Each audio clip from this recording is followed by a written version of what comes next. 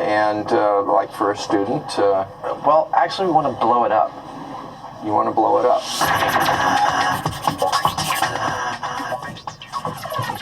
So, Hayden, now we've got one to bust with a musical theme. Yes, we have a trombonist in an orchestra that was playing the 1812 overture.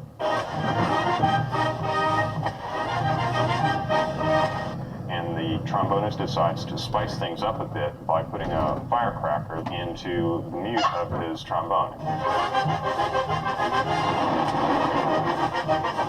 He sets it off, intending to shoot the mute out over the audience.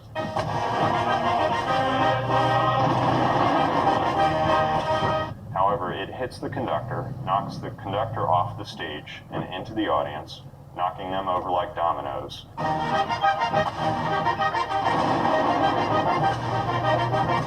Blows the bell of the trombone wide open, shoots the slide out, hitting the second violinist, I believe, and burns his lips.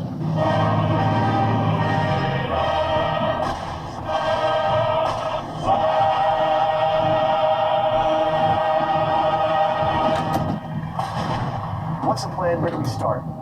Well, we're not going to be able to do anything without some trombones. And so, to the music store. Okay, well, maybe we'll look at some used trombones. Follow me. Down in the best music basement, there's a band of merry men conducting repairs. It seems music does not always soothe the savage beast. We've had an instrument that an angry girlfriend took her anger out on, and this was a Selmer Paris saxophone originally. A sax scandal for sure. But the guys are more interested in creating a trombone tragedy. But these are your standard tenor trombone that are usually going to be used by a lead player. I think the low end of the spectrum is exactly where we are. We don't want to remove anything nicely playable from the world. We'd rather just take a junker and put it out of its misery. I suppose they'll all blow up about the same. The trombones are selected for their final curtain. Now the guys need a mute to silence the myth. Yeah, I think that's the one. I like the look. Yeah, this is like, you know, kind of looks like it ought to be fired like a stinger, you know.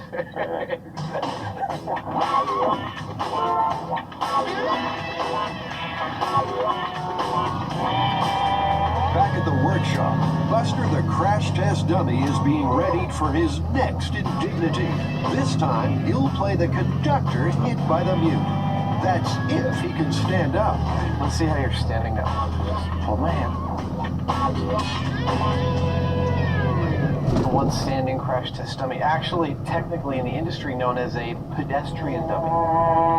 There'll be nothing pedestrian about the explosion if Jamie has his way. He's grinding up the fuel used in model rockets to help give the mute a lift. I made a long tube, and we made it so that it inserts like so into the mute, and I believe this will actually propel this thing pretty good like a rocket. Understandably, none of the local concert halls were enthusiastic about having the Mythbusters come and blow up trombones. Instead, the guys have set up their own, safer theater. It's pretty floppy. It's like trying to get a dead guy to stand up. Once again, Buster will take center stage, though it seems the limelight is losing its appeal. It was a bold bid for freedom, but Buster will have to face the one trombone firing squad. Expert pyrotechnician Jack Morocco will be helping with this special performance. Just another day of blowing something up. For the first attempt, they'll be using a lethal variety of Chinese fireworks. This is one of those myths that has a whole sequence of events and have to go off like clockwork for this to be replicated accurately. Remember, this story is about a musician with an explosive in his trombone who apparently blew over the conductor during the 1812 overture. I think it's going to be a nice loud bang. I think it's going to destroy the mute right off. I don't think nearly anything that we're going to be able to do is actually going to get the mute to Buster. Continuity's good. All right. Is everyone behind the barrier? For safety, they'll set the charge off remotely from behind Lexan blast screens. All right, we're all rolling. Here we go. Give us a countdown. In 3, 2, 1. Yeah. That was fantastic. Those Chinese firecrackers pack quite a wallop. The front of the Mute is blown out in spectacular fashion. Did that hit him in the chest? Yes, it did. Smacked him head on. Looked like to me. It blew the front right off of our Mute and smacked into the music stand, knocking it over, and it hit Buster. Might well have knocked Buster over if it hadn't hit the music stand first. The horn doesn't seem to have received any abuse at all. I mean, the Mute's actually been pushed out wherever it was contacting the horn. It was really hard to get out. And actually, also contrary to the myth, the slide did not move either. So, only part of the myth is working, and the guys are really hoping for more trombone bang for their buck. You like doing it again? Sure, why not? You know, it's when you get really excited that I get really nervous. If you can calm down just a little bit. Up next, a big blast for the brass section. Well, I sure hope we don't fly below our limits here. And still to come, If you're on a boat that's sinking, will it suck you down with it? will the Mythbusters defy the ocean's deadly drag? Oh, guys! Remember, don't try this at home. We're what you call experts. So how much mayhem would an exploding trombone cause during the 1812 overture? Janie's about to try out his rocket-propelled Mute. As many crushed-up model rocket engines as he can squeeze in, and a little more for good measure. Hey, Jack, Yes. what would you think about also if I dumped a bunch of that crap down in the bell of the thing? Yeah, we might actually blow that whole stand over. That's good. Oh, we like that. We like it. Here you go, Jamie. Hold your breath.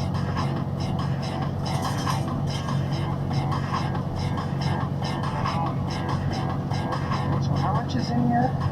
It goes all the way to the tip. That's 6 rocket engines. Regular Panzerfaust here. Jack is torn between caution and the myth-busting credo of detonate first, ask questions later. Well, I sure hope we don't fly beyond our limits here.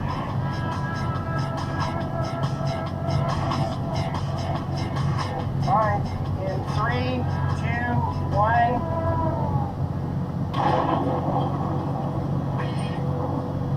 Whoops. Well, it didn't go anywhere. It is using that trombone. Holy crap! Why is he smoking so much? It looks like it did This hit him. hurt's on fire. And look, the slide's still in place. I think if it didn't blow off with that, it's not gonna. The slide is still in place. The Mute flew out with enough force to knock Buster over. Buster didn't fall back into the audience, and the trombone just won't play ball. It didn't even remotely peel off the bell, like peel it back like a banana, like the myth says. And what we had was more powerful than any firecracker. Yeah. But they'll try once more to recreate the myth. Jack's reloading a new trombone with even more powder. Ready to fire in 3, 2, 1.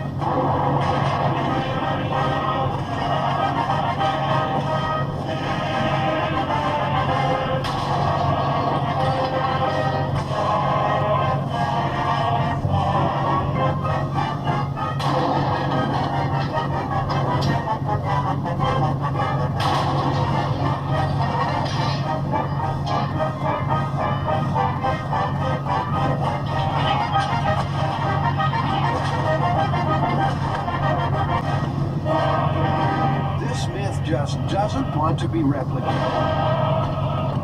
No matter how hard Buster tries.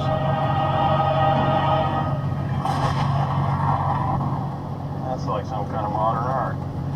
We have taken this myth absolutely to pieces. This is another rarity for us.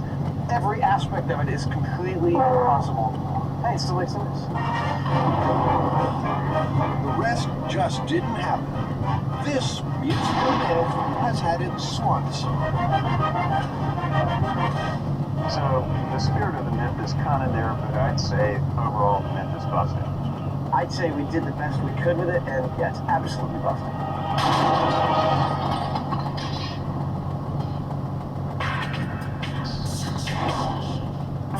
It's been nearly 6 weeks since the Goldfish Challenge began. Today, all their hard work will be put to the test. All right.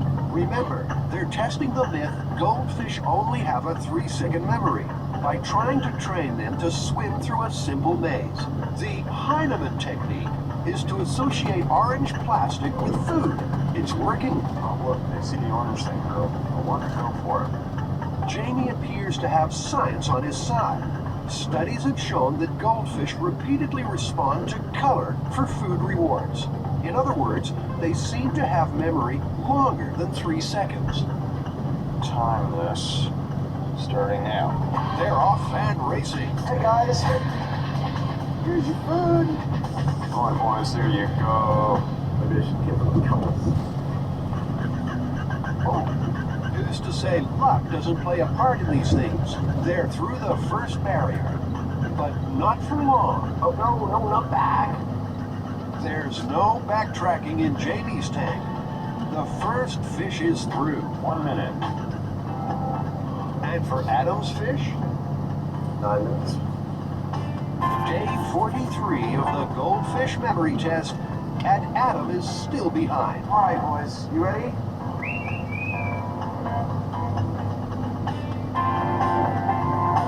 Meanwhile, Jamie's A students are lining up at the gate. They're looking perky this morning. Just going for it. The starting gun has sounded. Jamie's looking to go under 60 seconds.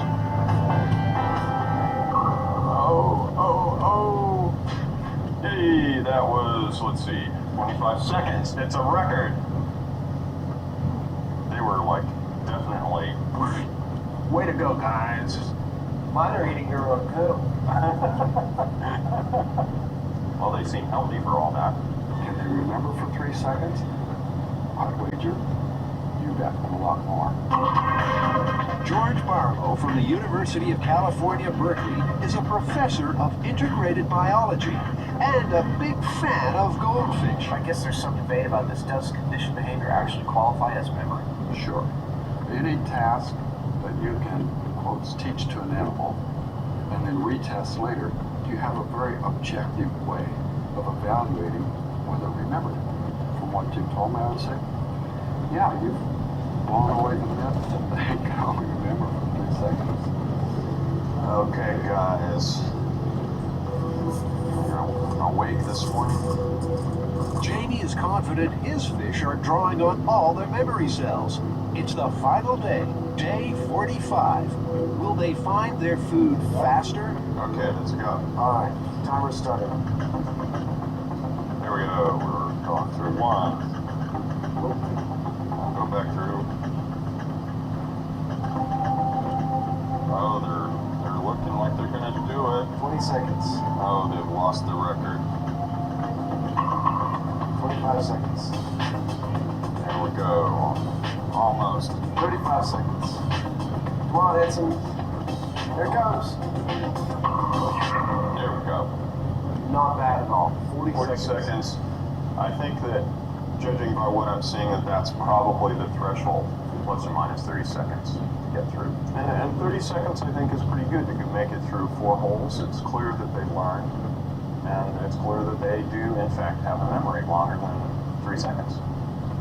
Myth busted. Thanks, Adam. All right. Good night, fish. See, it's that kind of behavior that screwed him up. It's like, good night, fish. Yeah, that helps. They don't need to be trained anymore. Up next, going down with the ship, Adam challenges the vortex of death. Going down, Brad, going down.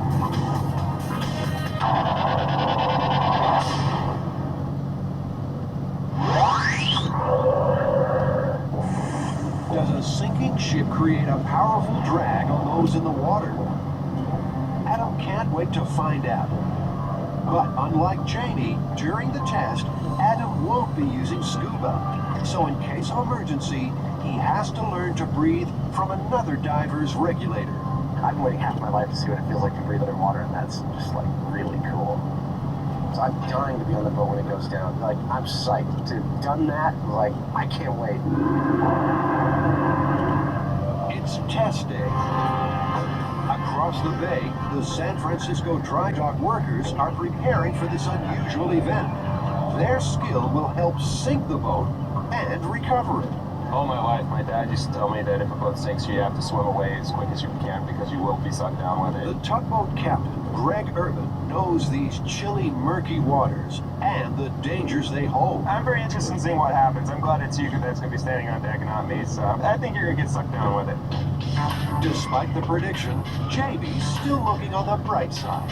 Well, you know, it's a little brisk this morning, but at least it's warmer in the water, perhaps. Somehow I don't think so. With all his underwater expertise, Jamie knows this is risky. He's enlisted a dive buddy, Sean Wheelis, a professional with 13 years experience. Tough to estimate what the visibility will be like. Sometimes currents make it better. With the silty bottom, often currents can stir it up a little bit worse. So it makes things a little harder, a little bit more dangerous, a little more complicated. The tug tows the Mythtanic out to the end of the dry dock. To make salvage as easy as possible, it will be sunk right under the shadow of the big crane. Bring it up, bring it up. Bring it out some more.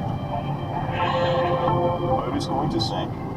We're going to find it. We're going to hook the cables up to it. We're going to bring it back up, and we're going to do it again until we get too cold or too tired to do it.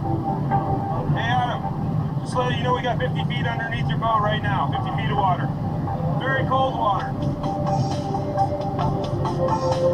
The biggest fear that I have is Adam's safety. You know, we don't really know what's going to happen with this boat. The water's murky, it's cold, it's deep. This is a dangerous stunt that we're doing, and I guess Adam's life is in my hands. Adam doesn't wait around as the sea instantly gushes in. They're only opening one valve. One valve. Got 2 feet of water in here now. The main job now is keeping the sinking ship in reach of the crane. Guys, hold on. The tug gives the Mythtanic a gentle nudge into position. 2 feet away. All right, you're bumping. All right, it's going down, bro. It's going down. Surprised by the sea's rapid inflow, Adam bails out early and misses his chance. Time to reflect and rethink the strategy. I don't know where it is. The speed of descent was just like whoosh. I mean, my job, I know, was to stay with the boat and feel the suction. But I swear to God, sitting on there, my body just goes, move that way, not that way. Survival kicked in at a critical moment. While Adam ponders his next brush with death, Jamie and Sean work 40 feet down in the dark for 30 minutes to reattach the salvage lines. Question is, are they game for take 2? Are you insinuating that I might not have the cojones to follow through on this joke? I know you've got the cojones to do it. I'm only saying. Then what's the question? All right. I don't really want to. I don't think that we're going to see anything different than what we already saw with that boat.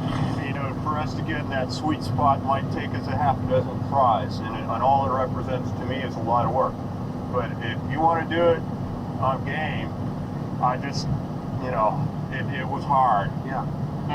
It's a difficult decision to scuttle the boat again, but they need a result.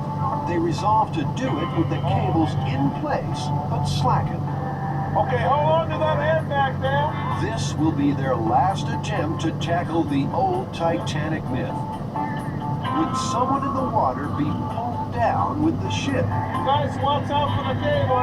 Don't get tangled up on the cable. Okay, be careful, it might roll if you get caught.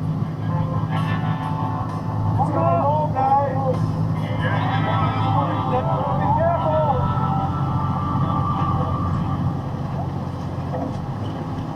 Stay with it, stay with it. There you go. Did it suck you down now? You see nobody get sucked in. No suction. No suction at all. I mean, I could not have been more central to the boat where it went down. I sat on it, the entire boat just dropped underneath me, and I hit the water, my neck hit the water, and I never went any lower. And what did I say? Once again, Heinemann, you were absolutely right about how the boat sank. So I say let's get this puppy back up and call it a day. I need a drink. So, no vortex with the Mythtanic. But how do they explain the dramatic tests in the swimming pool?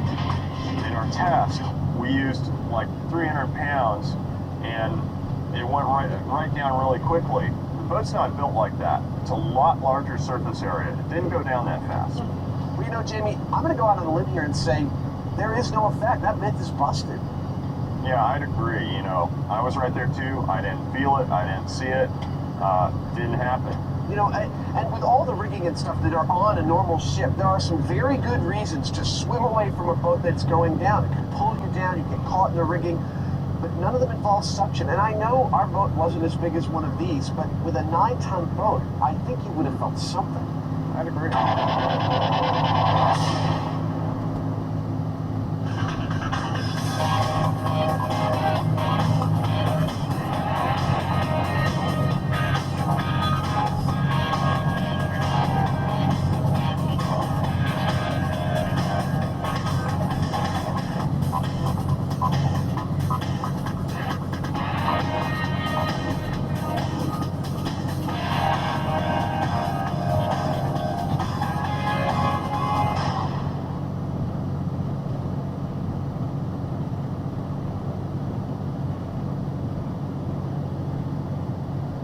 Hey, don't try what you were about to see at home. We're what you call experts. That's right. We do this for a living. It's a blast from the past as the Mythbusters answer their critics and retest their greatest hits. The Chicken Gun, I'm not going to debate this endlessly. You fought for this. Ice Bullet, Exploding Implants. I wish we could get in there and feel it. I'm sure you do. Were you shocked by the third rail? No problem. This is like 50 people in the room. Left breathless by body pain? What's Hung up on cell phones? In this episode, the Mythbusters find out. Who are the Mythbusters? Am I missing an eyebrow? Adam Savage I reject your reality and substitute my own. and Jamie Heineman. Quack, damn you. I wouldn't say Jamie's an evil genius. Between them, more than 30 years special effects experience. Well, the fun never stops. They don't just tell the myths, they put them to the test.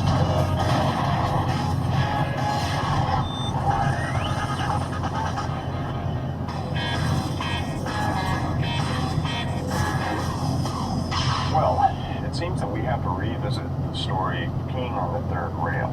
We thought we did a great job with it. We tested it. We thought we busted the myth. In the original test, the Mythbusters replicated the electrified third rail, often used to power subways. How's the P-aim look? P-aim looks pretty good to me. With our test subject O'Malley's stoic assistance, they found in normal circumstances, there's no way a fatal current can jump up a urine stream. Not a thing. The reason? A few inches after release, the urine stream breaks out. It needs to be solid to carry the jolt. A lot of people are sending us emails saying that, well, I peed on an electric fence on the farm and I got a shock. Okay. Jamie and Adam have called in builder Tori Belici from their workshop to help put this one together. I basically think we're still going to be right about the reasons you can't get electrified being on a third rail, but we've got to build a rig that simulates an electric fence, okay? So I think we ought to have half the farm fence with a single wire and half, like, you know, maybe a 2-foot square section of chain link fence as well. You should probably be on the city side. Farm boy, city boy. Yeah. To recreate those viewers' adventures down on the farm, the Mythbusters need a fence. It'll be half chain link, half single wire, and they'll hook it up to an electric fence energizer. Then they'll do what comes naturally. It just doesn't seem right. To prevent killing livestock, the energizer delivers a low current in very short pulses. It's not going to continue to zap you. It's only going to be in a pulse. So, you know, it's just enough to give you a serious jolt. The build team starts making the fence, while Jamie's got to make a decision. Well, I still haven't decided whether I actually want to do this or not. It's like, He's so boring. well, I'm going to do this anymore. Come on! All that time you spent as a political prisoner in South America and they never once attached a battery to you? well, why do you think I don't want to do it? As construction forges ahead, Jamie contemplates risking his all. But before that moment of truth, the Mythbusters want to recover their Midas touch. In one of the Mythbusters' first ever experiments, Jamie stepped into the skin of Goldfinger's famous painted woman. Go ahead. I'm having so much fun. According to the myth, if you're going to paint your whole body, leave a patch bare so the skin can breathe. Jamie left a little skin clear just in case, but strangely, the paint seemed to affect him anyway. We got some anomalous readings. You know, the blood pressure, I don't really understand it all, but neither did the EMTs or the doctors at the time. So if Jamie's blood pressure went crazy, will Adam's? They'll try again with one small difference. They took Jamie's temperature with an ear probe. That's so hard. The ear probe temperature will not be very accurate. You do need a core temperature, and that's where the rectal probe comes in. Rectal probe? Rectal temperature. Get the hard. Let the humiliation begin. The latex paint will pull every hair off Adam's body if he doesn't shave first. If I shave both the goatee and my hair, my head looks like a grape.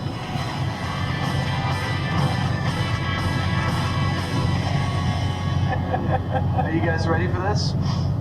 Oh, yeah. Good Lord. Shall we get started? I guess we better. Let's get something on you. Medics Sanjay and Orvis need Adam's baseline vitals to compare with results after he's painted. Heart rate, blood pressure, and of course, temperature. Before the paint goes on, Adam can handle that part himself in the privacy of the bathroom. Okay. Embarrassment, and pain, and humiliation are, you know, a good thing for Adam to experience on the show, guys. 99. Came out at 99 even. Blood pressure about 128/80. That's reasonably good under the circumstances. I'm surprised that it's quite so normal. Heart rate 57. It means he's pretty relaxed with what he's doing. He was relaxed, but now it's time to gild his lily white hide.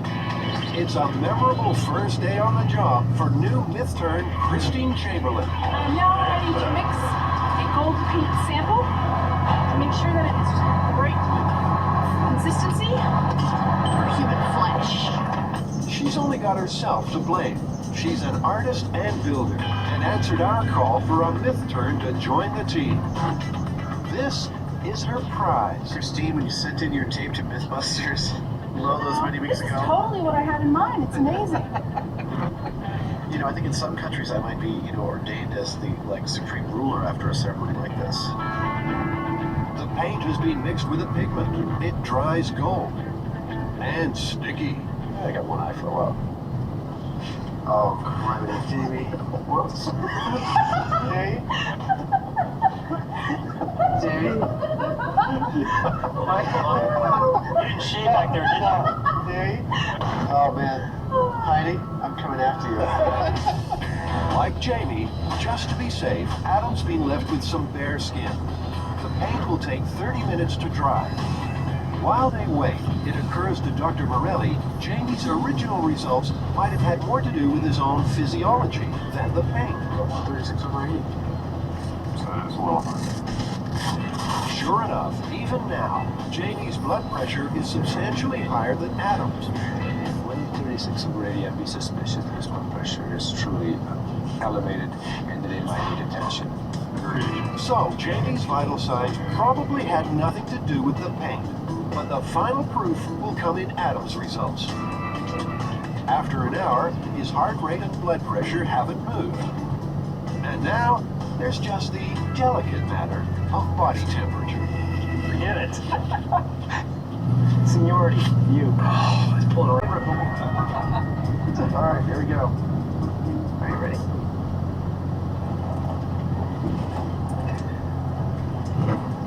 Oh, there we go. I got a shot. It was nothing. It was nothing. I got it. You did? Yeah. Oh, yeah, right there. Beautiful. We proved that I got a shot. Right there. It was nothing. Our initial results still hold. You know, the myth is busted. We never said it was impossible to get shocked. We just said that even though urine conducts electricity, you have to be ridiculously close to the source for that to conduct. And we proved that again. And we still yet to find a single case confirmed of someone dying from being electrocuted by peeing on an electrified rail. I was being cautious, and as everybody in our viewing audience should also be. This one's definitely busted. Let's move on. Okay.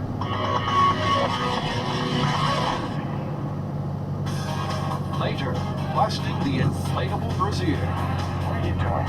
And ice-cold killers. But next, another day, another chicken. It's the chicken gun reloaded.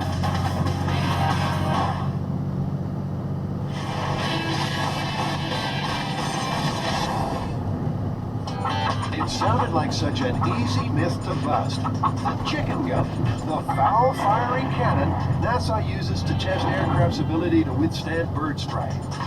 According to the myth, they lent the gun to British Rail to test high-speed trains. But they ran into a problem, and the problem was that the chickens were going right through the windshields of the trains and even embedding themselves in the seats, and they sent a tape back to NASA asking for help. NASA replied, saying, "Gentlemen, thaw your chickens." To test if indeed a frozen chicken does cause more damage than a thawed one, Jamie and Adam built their own chicken gun, using compressed air to shoot birds at a light aircraft, with spectacular results. Both frozen and thawed smashed through the windshield with equal ease. I think that would mean that the myth is definitely busted. Or maybe not. Those windshields weren't rated for bird strike. The test proved nothing. Well, Jimmy, that's the biggest screw-up we've ever done. But the day was young. They tried to salvage things by carefully timing the impact. Same time, argued the Mythbusters, equals same force. At these speeds, frozen or thawed chicken, myth busted, no difference at all. Not according to viewers, who complained that's like comparing a cannonball to a lemon cream pie. What counts is penetration. So it's back to the drawing board. This time the Mythbusters will fire the chickens into blocks of foam. If the myth is true, the frozen birds should penetrate deeper. Okay, good. Lower it down. Lower it down. Once again, they're breaking out the big guns. Adam happy to leave the heavy work to builder Scotty Chapman. All the things we built last year, this is my favorite. Yeah, Like building, like using 1-inch bolts. yeah. Big tools for big bolts and big nuts. Walking away. They're taking no chances with compressed air. Jamie's rigged up the scissor lift to fire the cannon while they're behind a blast screen. Well, that didn't like that work. They'll be firing the cannon inside the workshop at 2-foot square foam blocks. Again, the chickens will be encased in foam sabots to ensure a snug fit in the barrel. Chicken doesn't fit! You know, I did this exactly the way Adam told me how to do it. Never your first mistake. It's time to let chickens fly. Look at that. The first shot will be with a thawed bird. 3, 2, 1. It's a hit, but Jamie's not happy. This went right through. This was the thawed chicken. Yeah. The other one's going to do the same thing. Plus, I don't like the way that it's going off to one side, because it's like, who knows, a leg was hanging out over here and kind of made it go off one angle. It depends on how exactly it impacts. It's not going to give us consistent data. Despite Jamie's reservations, they keep working. This time, a frozen bird. 3, 2, 1. Well, it's good it didn't make it all the way through this time. So from the front of the target, they say 15 inches for the frozen chicken. 2, 1. Make sure you treat this like an archaeological dig, all right? It's 2 feet. It went 2 feet. Oh. Okay. That's a thawed chicken. Yeah. 1. To Jamie's eye, the results are disturbingly random. The penetration seems to have more to do with the individual foam block than the state of the chicken. But Adam's convinced the results are accurate enough to answer the myth. I have to say, I think that the penetrating power of both the frozen and the thawed chicken is totally equal. This simple myth is getting the better of the guys again. I don't know what's going on with those. We got deflections. We got something like a ricochet glance off to the side. This is messy. I don't see much different between the impact sites. It's the same amount of mass passing through the same point in space. That right there is like, I don't know what it's doing. Adam's furious. Jamie's holding firm. There will be no consensus. I'm not going to debate this endlessly. You fought for this. You fought for this as an experimental, as a way to gather data. It seemed like a good idea at the time, as it did to all of us. The chicken gun has shot them down a third time. Get held accountable for this. Or should that be tarred and feathered? They have to find a way to answer this myth once and for all. Coming up, the chicken gun comes home to roost. I want to do it again like I want needles in my eyes. But next, the ice bullet's back. Eyes and ears. And the controversial cell phone at the gas station myth. It's ringing.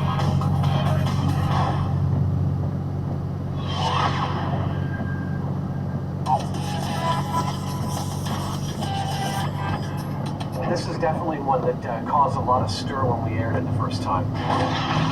The ice bullet, that amazing vanishing projectile, preferred ordnance for Kennedy conspiracy theorists and Hollywood producers alike.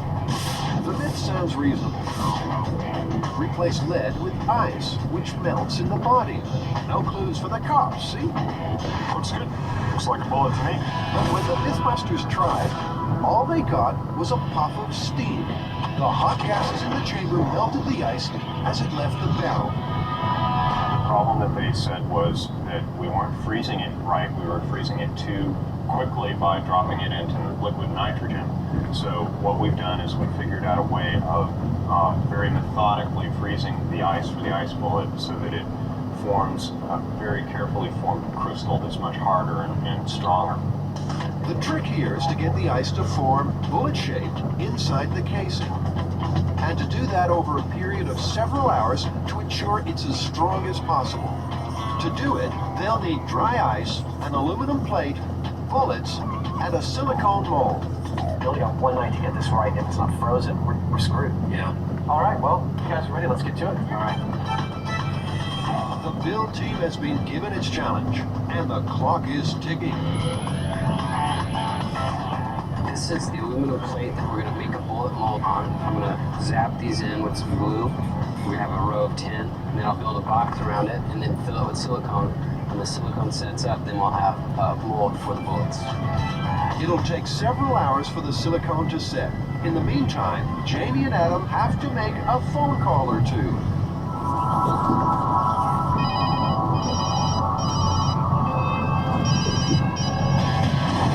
It was a case of dial D for destruction. Adam singed and sorry after putting the cell phone in the gas station myth to the test. Well, an early story that we did involving a cell phone and an explosion at a gas station caused a lot of controversy, apparently. Well, they felt that we had abandoned certain aspects of the myth too early. It's a modern-day myth that using your cell phone while filling your car can spark an explosion. Certainly, gas station fires happen, but the Mythbusters just couldn't start one with a cell phone. No explosion. According to the experts, most gas station fires are triggered by static electricity sparks, often when the person gets in and out of their car while filling. Pure and simple, we don't have any accidents involving a cell phone at a service station. It just doesn't happen. Some viewers still weren't happy.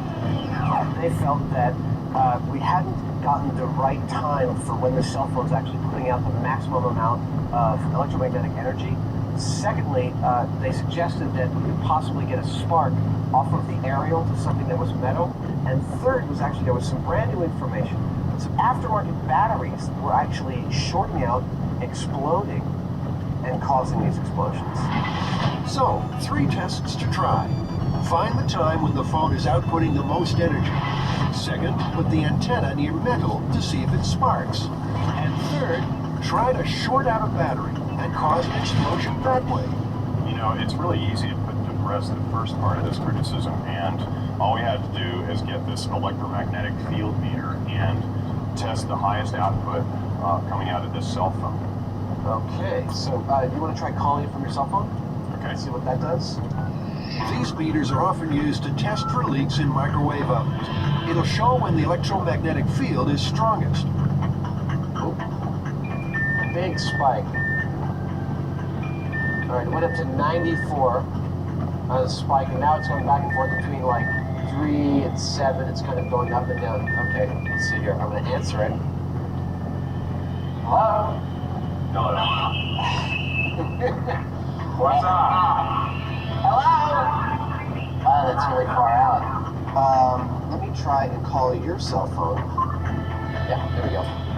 Oh, up to 97. There we go.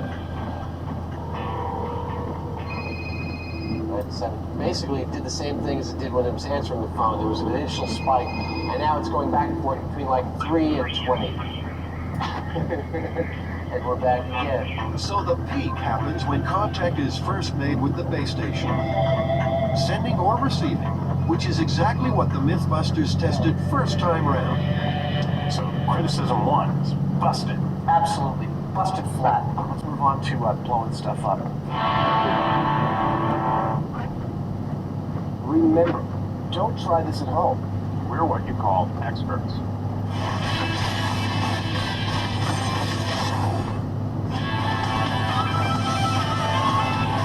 Back in the Ice Bullet workshop, Carrie's working on the targets. Ballistic gel busts of Adam's head. The recipe is ridiculously complicated. For something as simple as mix 4. The silicone mold is set. And it's perfect! Now the lead slugs need to be shaken loose from their casings. There you go. The gunpowder is poured back into the casing and sealed with wax. Now for the water. The water fills the mold to the exact shape of the lead slug. Just make sure it's a constant pressure straight down. Perfect. Finally, the big chill. The mold will sit on the ice overnight. Then this myth will be put to the test. Back at Cell Phone Central, Jamie and Adam are setting up test number 2. The antenna next to metal. Jamie's taking no chances. He remembers last time they tried this. I lost a lot of hair on my arm. Risky or not, they've resurrected that fuel-filled blast chamber. We put a cell phone in there with metal near its antenna, and now we're going to see if calling that phone, which we know gets the highest spike in EMF waves, makes it set on fire. Jamie, I think we're ready. I think the gasoline's vaporized. We're ready for the cell phone, calling the cell phone spark test. You good? Here we go. Calling.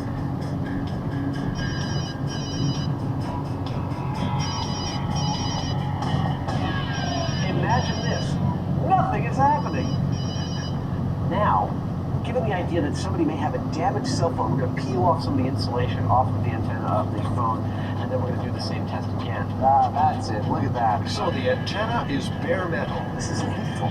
If it can spark, it definitely will. I'm calling now. Oh, it's ringing. And still, nothing happens.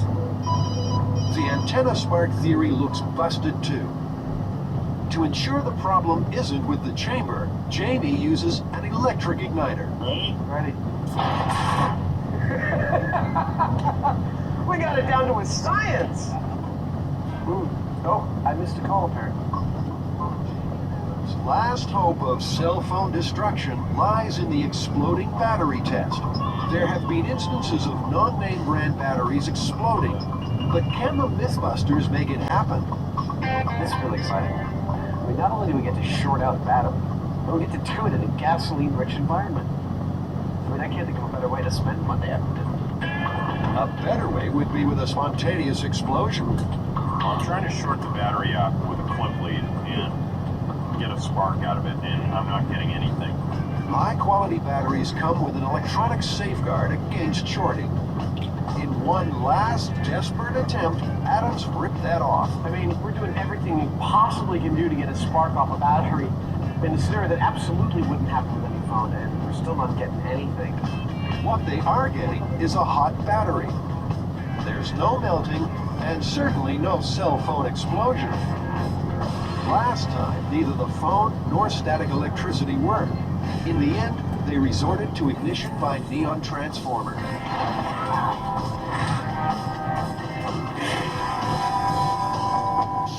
We tested the antennas, we tested the peak output, and We've been tested shorting out a battery, and the energy just isn't there. exactly, I stand behind our original conclusion that this myth is 100% totally busted.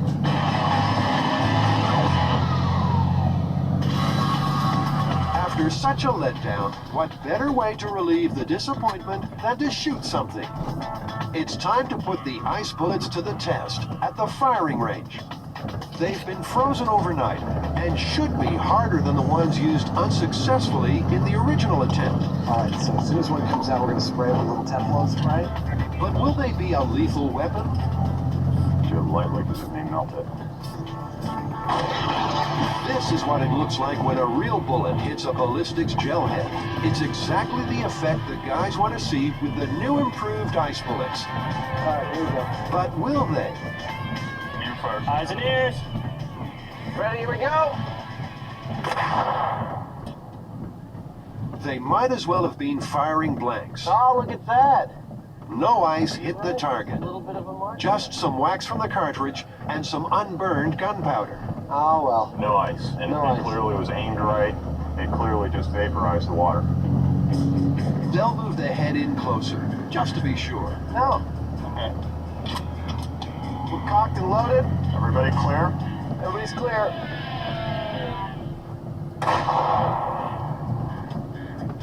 Doesn't look like anything came out. Even at point-blank range, the only danger to the victim would be a nasty steam burn.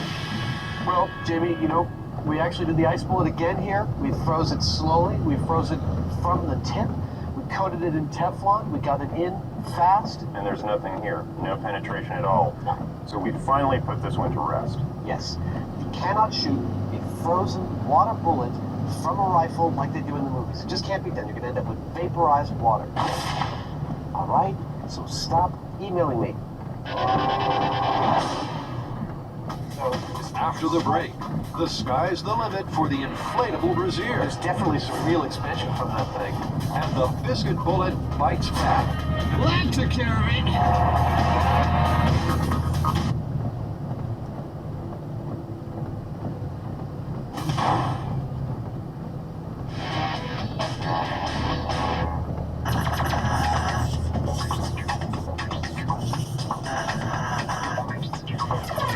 You know, Jamie, this is one of our very first stories, the biscuit bullet, and it worked. Oh! The myth concerns cans of raw biscuit dough exploding in the back seat of a summer hot car, splatting the driver right in the head. She thought she'd been shot and desperately grabbed her skull to hold in her brains. And when the paramedics pry the woman's fingers off the back of her head, they find that she's hanging on to this mass of raw biscuit dough. Oh, no! Maybe it didn't happen. That just went everywhere. But by heating up Adam's car, the Mythbusters proved beyond doubt that it could have. It's definitely brains. This isn't a correction so much as actually an update. There was a story about aerosol cans under pressure, sitting in a hot car, actually exploding and embedding themselves in the upholstery of the car. So on an 85-degree day, Earl the Mythbusters Cadillac gets customized. All right, bring it on. Mechanical lubricant. Check. Hairspray. Spray paint.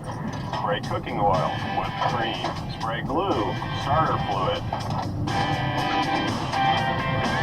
There's no doubt Earl will be one hot caddy in this sun. But will it be hot enough to cause detonation? There is a small chance of danger if, say, the propellant of some of the cans is definitely flammable. That could then explode and give a much bigger kahwump than we expect. Well, if we, lit a fire inside the car, then I could see something happening. Short of that, I don't think so. While the cans are heating up, Jamie and Adam have another myth to get off their chests. It's the sky-high drama of exploding implants. Oh, God, God! There's a woman with silicone implants on an airplane, and as the plane goes higher, the implants get bigger and bigger and bigger and bigger until finally they explode. Using a vacuum chamber to simulate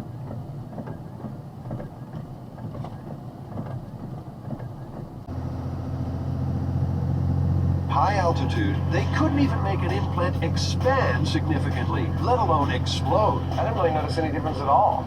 Myth busted. Or so they thought. We had some irate viewers that indicated that there was an aspect of this story that we didn't touch at all, and that was surrounding inflatable brassieres. And, the air pockets. They have inflatable pockets in them. What are you doing? Sure enough, back in the 50s, inflatable bras were the biggest thing in town. They're worth testing. So the Mythbusters have built a new chamber. A vacuum pump sucks out the air, and an aircraft altimeter shows what height they're simulating as the pressure drops. A blast screen will protect them from an unplanned implosion. All right, I'm gonna hit the switch over here. It's coming up really fast. Yeah.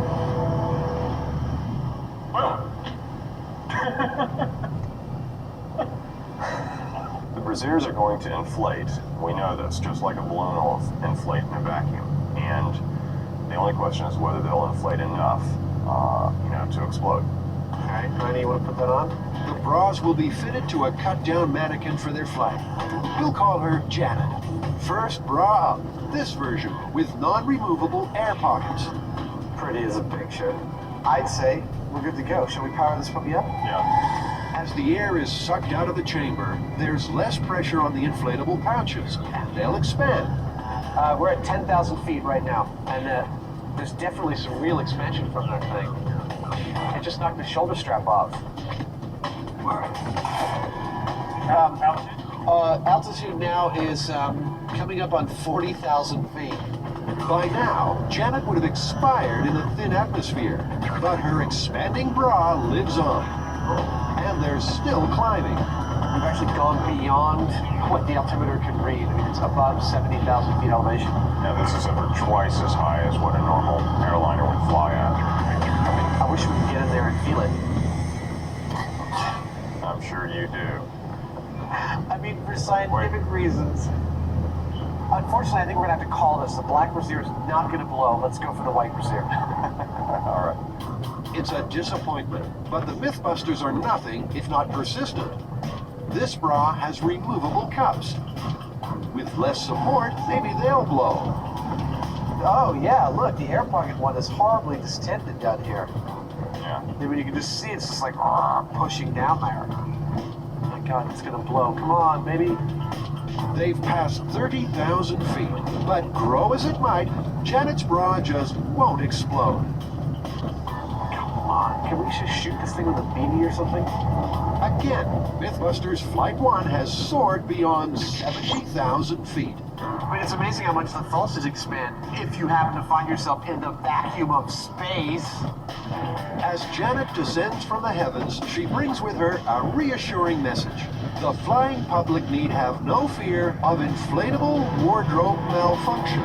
You'd be dead long before you'd be worrying about, you know, some tightness on your breasts. So 100% busted still. Back in the Biscuit Bullet, those cans have spent several hours in the hot car and just won't explode. It's only 120 degrees inside. The Mythbusters were hoping for at least 150. I think you can take your hood off, Jamie, because I don't think it's going to do anything. Whipped cream is like it's been in your car for all day. No, it's not even warm. You know, once again, we've tested the circumstances of the myth, and we don't duplicate the results. So obviously, we have to build an oven or some such heating device and see what temperature these things are actually going to blow at. You want to take off your hood and participate in this conversation? I kind of like it in here. It's private. Time for a little cookout, Mythbusters style. All you need is a kiln, blast screen, and Spray lubricant. this will take them well beyond the temperatures in the car. It's saying around 300. Yeah, it's up to about 325. Okay, pop. Oh, wow, there we go. Okay, if it's gonna blow, guys, get your. It's a result of sorts, but more a fizz than the explosion in the myth. And at 320 degrees, it's twice the hottest temperature likely to be found in a car. Well, that took care of it. Well, you know, the spray lubricant might not have done it, but I understand sodas left in the car can really make quite an explosion. So, Mythbusters Cola going in. In their never-ending pursuit of explosion, it's the old cola in the kiln routine. It's getting hotter.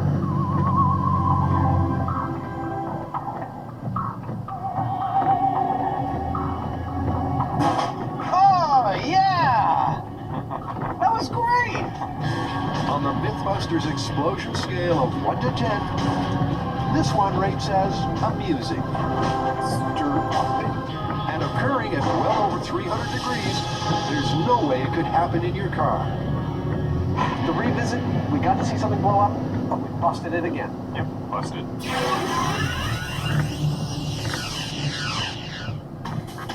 Next, can the Mythbusters finally solve the mystery of the chicken gun?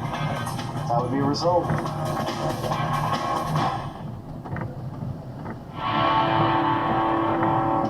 We're doing the chicken cannon again because the last time we did it, they were not happy with the results that they got. I'm not too excited about doing this experiment at all. We took it all down, and now we have to put it back up again. I want to do it again like I want needles in my eyes. I want to be done with it. It's once more into the breach for the chicken gun. The Mythbusters are trying to determine which has more penetrating power, frozen chicken or thawed. Adam's sure it makes no difference. JB's convinced frozen packs more punch.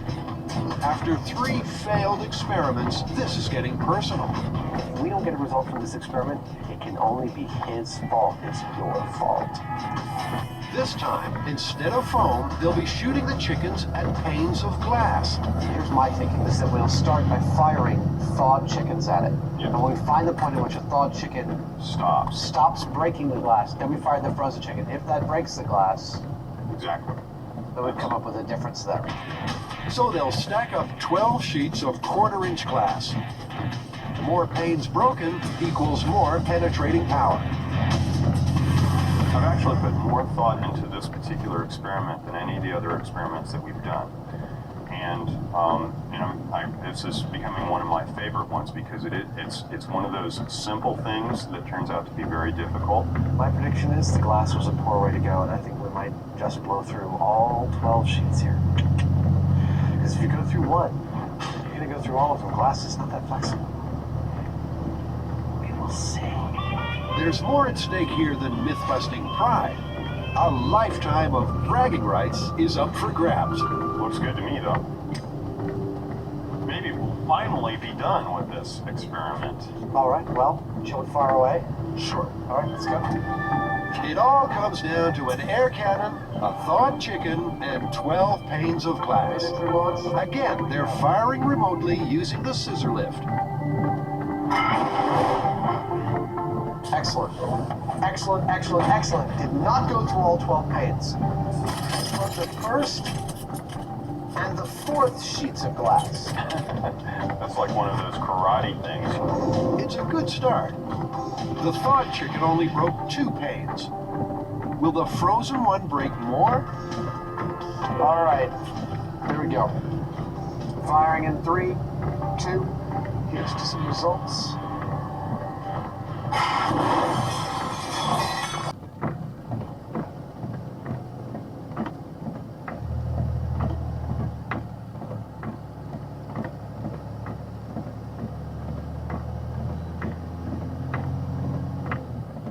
Who deserved the honor of wrapping this puppy up?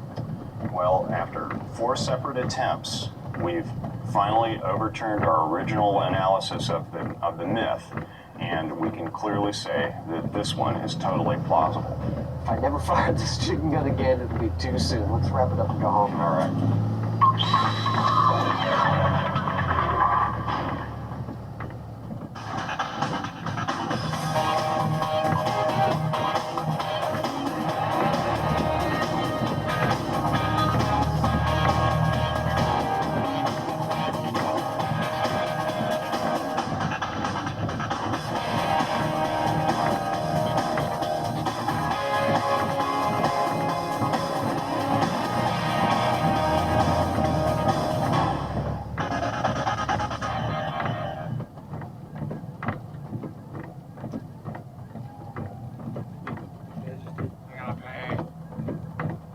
Listen, do not under any...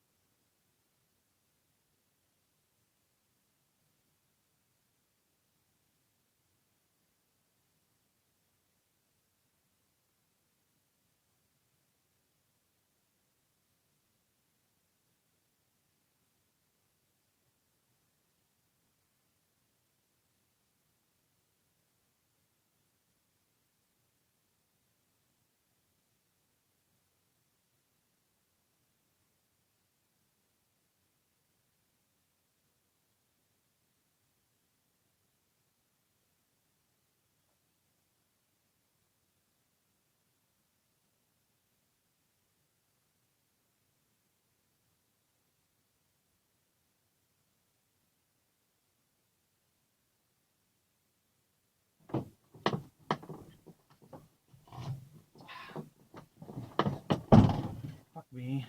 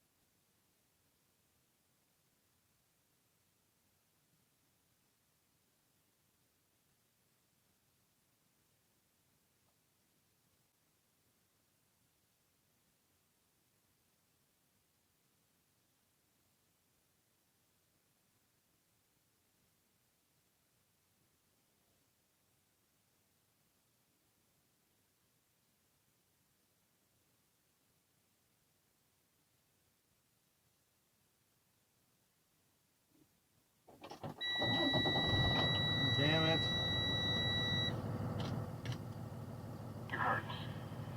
WXL 46 provides the people of Southwest Missouri with the latest forecasts, watches, and warnings from the National Weather Service in Springfield, Missouri. If you have problems with reception of this broadcast, please contact the radio manufacturer or call us at 417-863-8028. If you have questions or comments concerning this broadcast, please contact the National Weather Service email.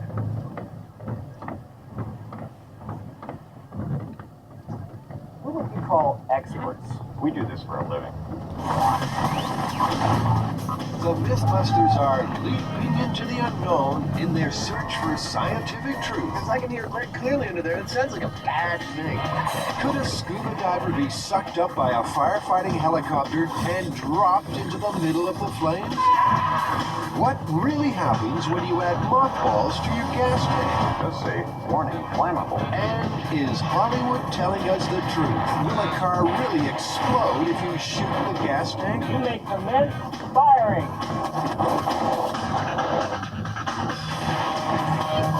Am I missing an eyebrow? Adam Savage. I reject your reality and substitute my own. And Jamie Heineman. Quack, damn you. I wouldn't say Jamie's an evil genius. Between them, more than 30 years special effects experience. When will the fun ever stop? They don't just tell the myths, they put them to the test.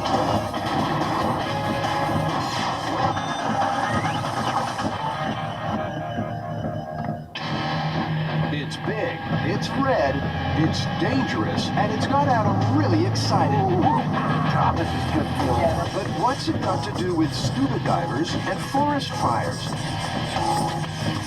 Well, the story goes that a scuba diver was found in a tree in the middle of a charred forest about 50 miles inland. And the speculation was that the scuba diver was scooped up by one of those firefighting helicopters or airplanes and dumped in the forest. That sounds like one of the worst ways to go I can imagine. 1 minute you're swimming in the water, next minute you're deposited into a burning tree. Folklorist Heather Joseph Witham knows all about this well-traveled myth. This story has been around at least since 1987. It appeared as an internet story. It appears in Australia, it appears in British Columbia, and it appears in France. It shows up in a CSI episode. You have it in the 1999 film Magnolia, and in Peter Mail's novel, A Year in Provence. I think the first thing we've got to do has actually researched some of these water gathering planes and helicopters used for firefighting to see if this is even remotely possible. Since the 1940s, firefighters have used water dropped from aircraft to help control forest fires. Some fixed-wing aircraft skim water from the surface of lakes and oceans. But the Martin Mars, the biggest water bomber in the world, has an intake scoop only 6 inches in diameter, far too small to fit a scuba diver. However, the myth may be possible with a helicopter. One of the most successful helicopter-borne systems is known as the Bambi bucket. We're out here at Oakland Airport, where actually the airport police have been kind enough to let us view their Bambi bucket, which they dangle from this very helicopter. I've heard the myth before, but when I heard it, he was laying on the ground and burned to death instead of being up in a tree. The best way to think about a Bambi bucket is it's kind of like an upside-down parachute with a hole in the center. They drop it from the helicopter, they lower it into water, and as they come up, it fills with water. They get to a location they want to drop it, and they actually pull a cable right here, and it releases the valve and dumps 120 gallons on the fire.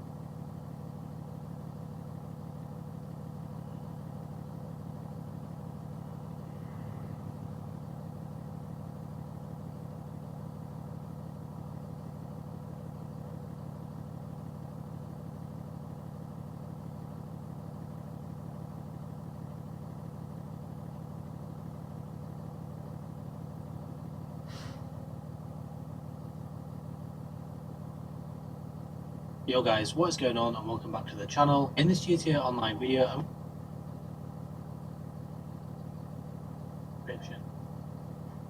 now that we're back guys, the first requirement for this glitch is to have a elegy in any garage. Now if you guys want to be more efficient with this glitch, I would recommend that you put this elegy inside your auto shop. The next requirement for this glitch is to have the MOC with the personal vehicle storage in Bay 3. This will allow you guys to store vehicles inside your MOC. And the final requirement for this glitch is to make sure that you have somebody in your session that owns the same auto shop as you. Not only that guys, but this person needs to be in the auto shop as well. So if you guys want to make this a lot easier on yourself, I would recommend that you do this with a friend. But in my case, I just went through loads of lobbies until I found somebody AFK in their auto shop. Now guys, once you've got all these requirements out of the way, all that we need to do first is request our MOC. When you see your MOC is spawned in, all that we need to do is just run inside of our auto shop. Now that we're in our auto shop, we want to run over to this elegy. And then from this point guys, you want to drive this elegy outside. When you guys spawn outside on the street with this elegy, all that we need to do is just jump outside of the elegy and return it to the storage. After returning the elegy to your storage, you guys want to pull up your phone and call your mechanic.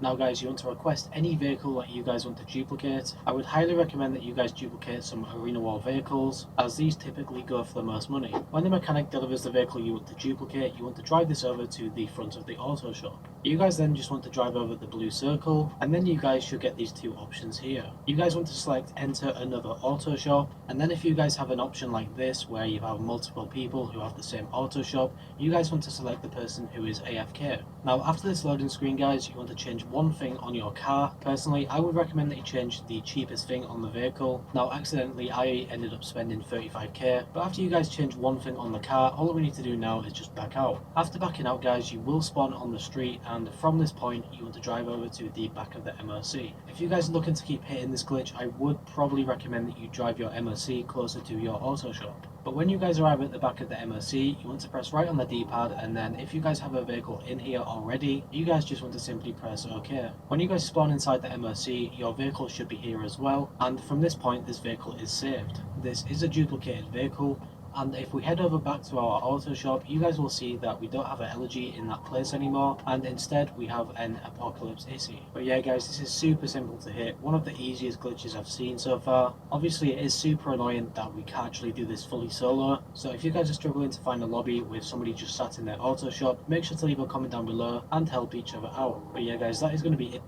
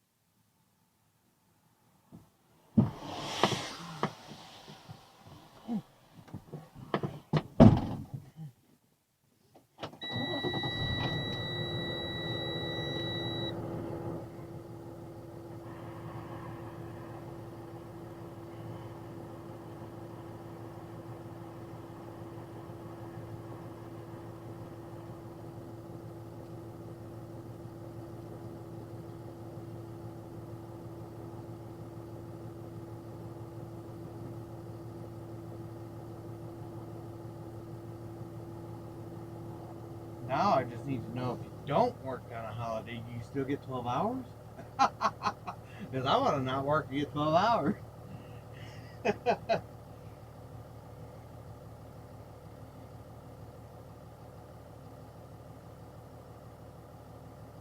You loving the snow, motherfucker?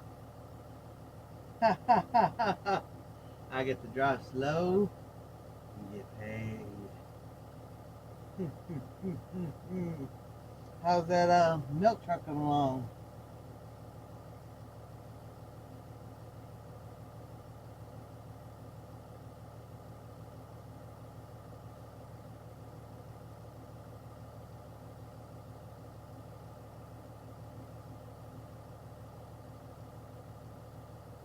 Look, look, look. I just gotta drive a little bit. And I'm in Arkansas. I'm in Arkansas.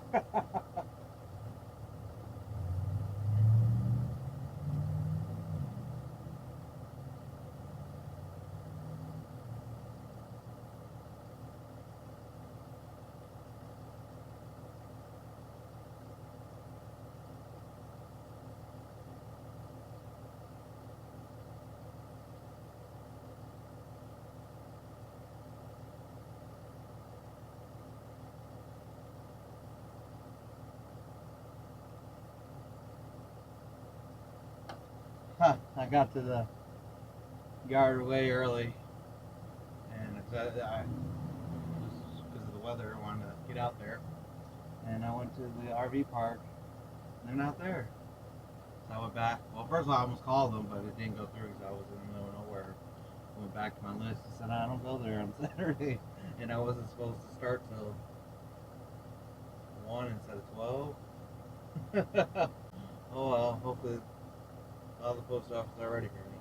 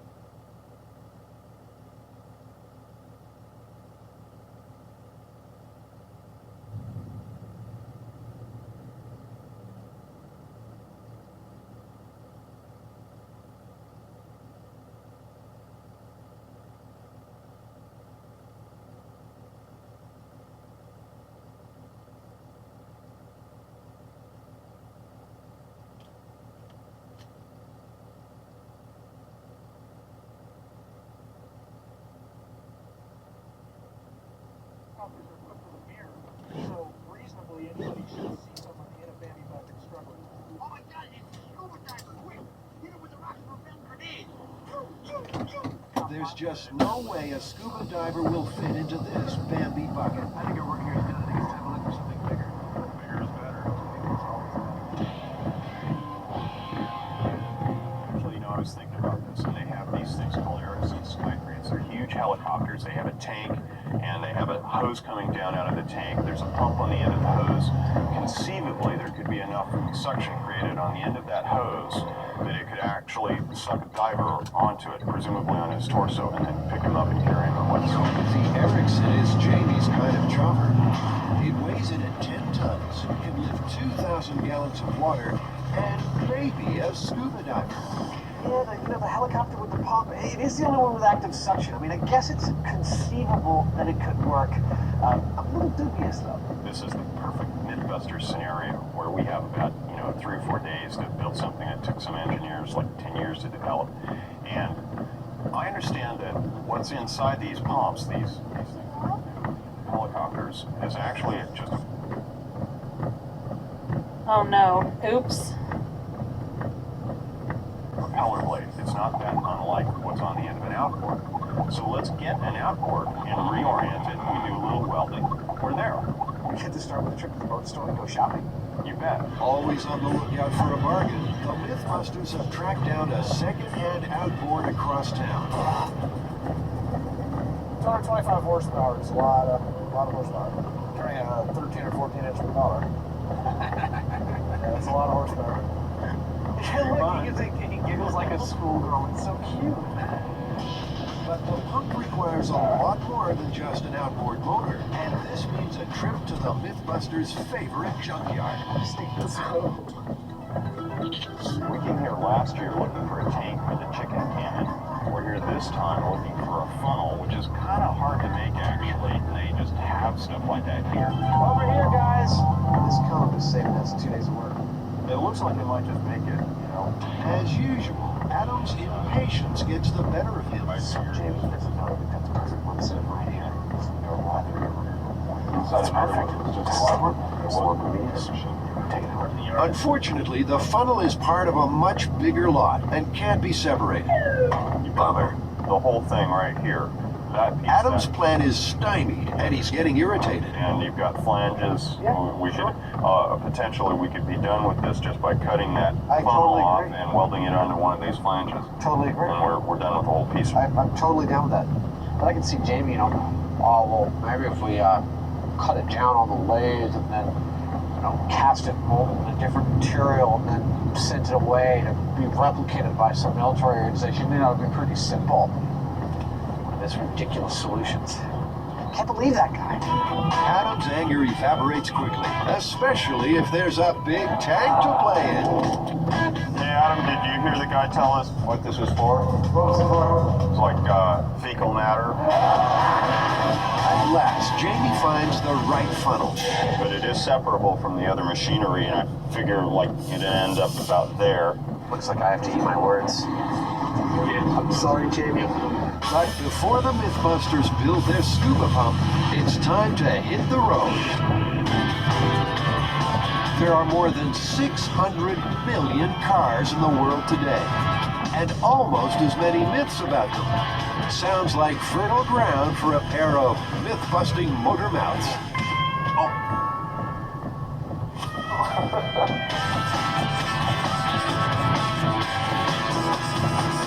All right, Jamie, what's on the agenda now? What's the myth we're going to hit? Well, there are all sorts of myths to do with cars, and we're going to test them, every one of them. You going to donate your car? No. Why not? Not putting sugar in my gas tank and shooting it full of holes. Well, what are we going to do then? Actually, I got an interesting and intriguing email from a fan the other day, and he just might be willing to donate his car to the cause. So why don't we go check out what he's got? Let's do it. All right. But who would be crazy enough to give their car to Adam and Jamie? That's a Caddy, all right. My grandma had a car like that. It's Cadillac Ben. Saw us on TV and you figured, I'll take it to them. They'll blow it up. I was hoping it. Webster's dictionary defines Cadillac as something that is the most luxurious or highest quality of its kind. And since the first Caddy rolled off the line in 1902, many consider them to be the epitome of motoring style and elegance. Until now. Ben's Caddy needs plenty of mechanical help, so our resident gearhead, Scotty Chapman, swings into action. Okay, sound effects may be needed if it doesn't start. Make me look good. Come on, baby! Come on, baby! Yes! Everything's better with gas. So this is sort of an historic moment, isn't it? Absolutely. I mean, we bought cars for the show before and, used them for a myth and sometimes two, but here we got an opportunity to see how many myths we can actually do with this one vehicle, and it's still around at the end of the show. Yeah, we're going to have our share of fun of using it, just like Buster. I can't wait. I think we really need to christen it with a name. Well, you got any ideas? Earl. Earl it is. Earl the Caddy. All right, Earl. It's time to put those motoring myths to the test. What are we going to start with? Well, we have all this produce that we're gonna shove up the tailpipe and see what happens. You're gonna stand back there with a catcher's net. It's a classic college prank to block a car's tailpipe with a piece of food. But will the car really stall? That's supposed to eat the props. I think with the big engine in this car, whatever we put up that exhaust pipe is probably going to come out pretty quickly. That's why we've got our high-speed camera trained on Earl's tailpipe. Time to fire one. Lock and load. Artilleryman Adam selects his ammo. That's the word. Go ahead and start the car. Firing.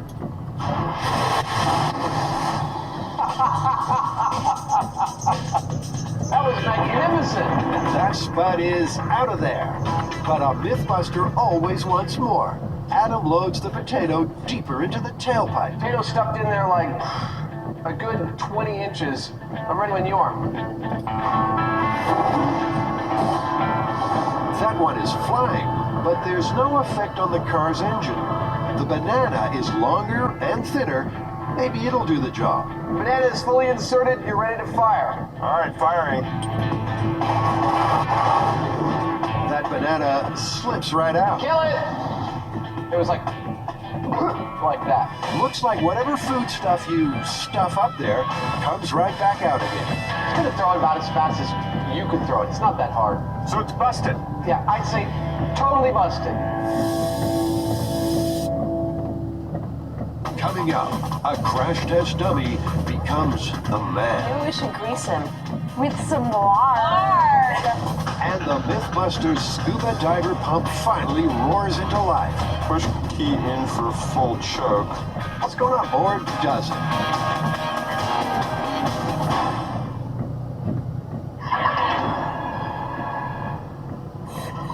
Can a firefighting helicopter actually suck up a scuba diver? An air crane helitanker is the chief suspect. The Mythbusters are recreating the helitanker's scuba sucking power by using a 225 horsepower outboard motor and a funny hat. The outboard weighs 500 pounds, so just moving it around is a major headache. We could try and pick this up by with the forks, like tip it up. Get 6 people on this. We just manhandle it up on there. Many hands make light work. That's it's possible. David doesn't like to do anything hastily, and I like to do everything. So therein you have the dichotomy of our patterns. After the manhandling, Perfect. a frame for the outboard is welded together. Go for it. Then, the original drive shaft is removed from the outboard. For the scuba diver pump, they'll have to build a new and much longer drive shaft. Because it'll be spinning at high RPM, the shaft must be accurately machined on a lathe. The sealed U-joint is really quite a beautiful thing. The propeller is cut down and carefully balanced to avoid vibrations. We're mounting the propeller the wrong way around. That's so that rather than pushing the water down, it'll be sucked up toward the outboard. To control the water flow, the shaft must be encased in a heavy steel pipe. What we need to finish the scuba diver rig is a pipe with a 10-inch ID and inside diameter. We happen to have the leftover chicken gun barrel, which is just the perfect size, and I want to cut it up. It takes up too much damn room.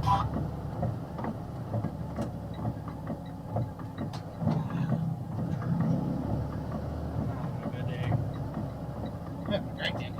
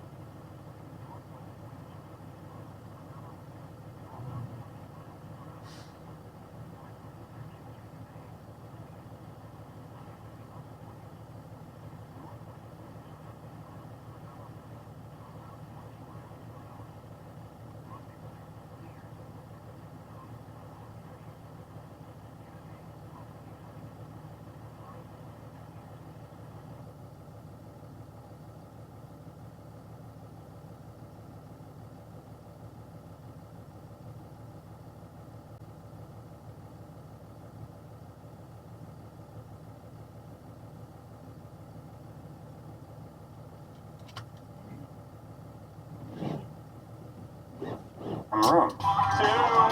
But Adam loves his chicken cannon. I don't think that cutting up the chicken cannon is a good idea.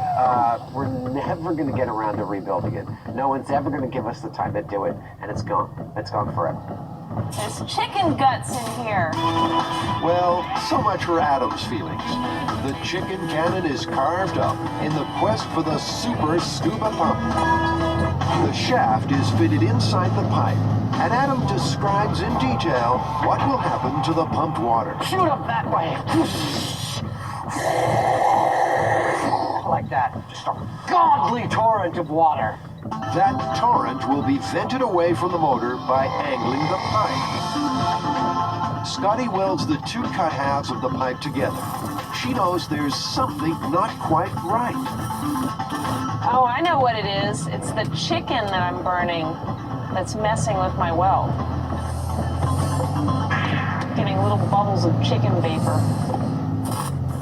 I have several problems to solve before I start to triangulate. Man, it never ends. Just a ton of little things. A host of little things to solve. The funnel from the junkyard has to be measured and cut down to fit the pipe. Well, I tell you, if you turn this thing on, that would be a hell of a cleansing. I can't go on my arm. Ow! Finally, the pump is ready for its maiden voyage. It's like a pageant for my baby. Mounted on a forklift and weighing close to 1,000 pounds, the Mythbusters rig is a recreation of the water pump on a firefighting helicopter. It's made from a second-hand outboard motor and a cut-up chicken cannon. What are the odds this thing will actually work? I would say we have about a 25% chance of nothing whatsoever happening, about a 50% chance of something bad happening, and then the other 50% chance is that it's going to work. Jamie, that's 125%. Well, so sue me. Just in case nothing does happen, Adam is quite happy to pretend. And the crowd is puzzled. Are you on the throttle? Can we just get on with it? Go for it. It's just a simple matter of turning the ignition key. Maybe not that simple. What's going on? Push key in for full choke. He had one job to do on this whole thing. They gave us the wrong key. I called them up and the key doesn't match. What are you supposed to do? While the right key is found, build team members Carrie Byron and Scotty prepare Buster for his underwater date with Destiny. How do they get these on? And we're gonna get him into a scuba suit? This sure beats Buster's usual treat. Maybe we should grease him. With some lard. This dummy has never had it so good. Get away, pal. But Buster fights back. Hey! The sun is shining, the right key's being found, and the Mythbusters super pump is ready for a test run. Jamie fires her up. Give it a little gas. Give it a little? Yeah. It works. Yeah, I think it actually works. I think we'll actually get our 3,000 gallons per minute. The pump works, but it's still not finished. What we have left to do is that we have to make a rig to hold a big hose for the output, and that's going to be a tough job, actually. Then we have to mount the screen on the bottom to replicate the real thing. It's a guard to keep things from, like fish, from getting sucked up into it. And finally, we're going to paint it red so that it looks like firefighting equipment. I can't believe how long this took to build, considering it's totally not going to work. I wouldn't want to be next to this when it's running in the water anyway, because we built it, and it's, just as like as not to fly apart and, send a propeller blade through my head or something like that. And our resident folklorist can make plenty from death by propeller. People like dumb way to die stories, particularly in some form of accident, and this seems like a plausible kind of accident. You could just get scooped up one day and there you go. That's why there's that familiar injunction, always wear clean underwear, because you never know what's going to happen. Coming up, Buster is in for a surprise that will definitely require a change of clothes. And Earl the caddy faces the firing squad. You may commence firing.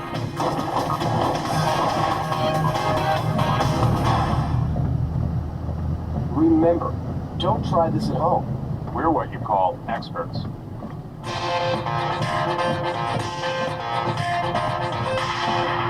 Adam and Jamie have been given a car. That's a caddy, all right. My grandma had a car like that. And now they're trying to destroy it. Firing. Inserting potatoes didn't stall the engine. Time for something more hardcore. A cracked engine block can cost you hundreds of dollars in repairs. Engine additives are designed to improve your car's performance, but Mythbusters additives are a little different. Don't let winter beat up happen to you.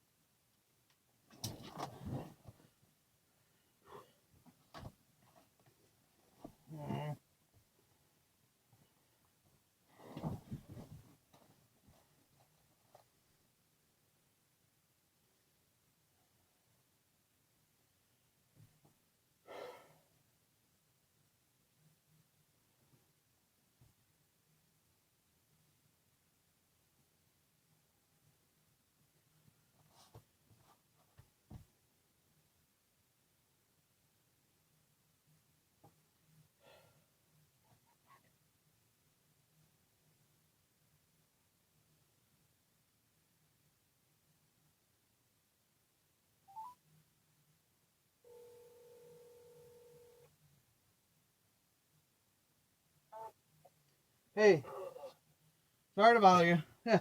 So I got that blue bag from Lepin. Am I saying that right, Lepin?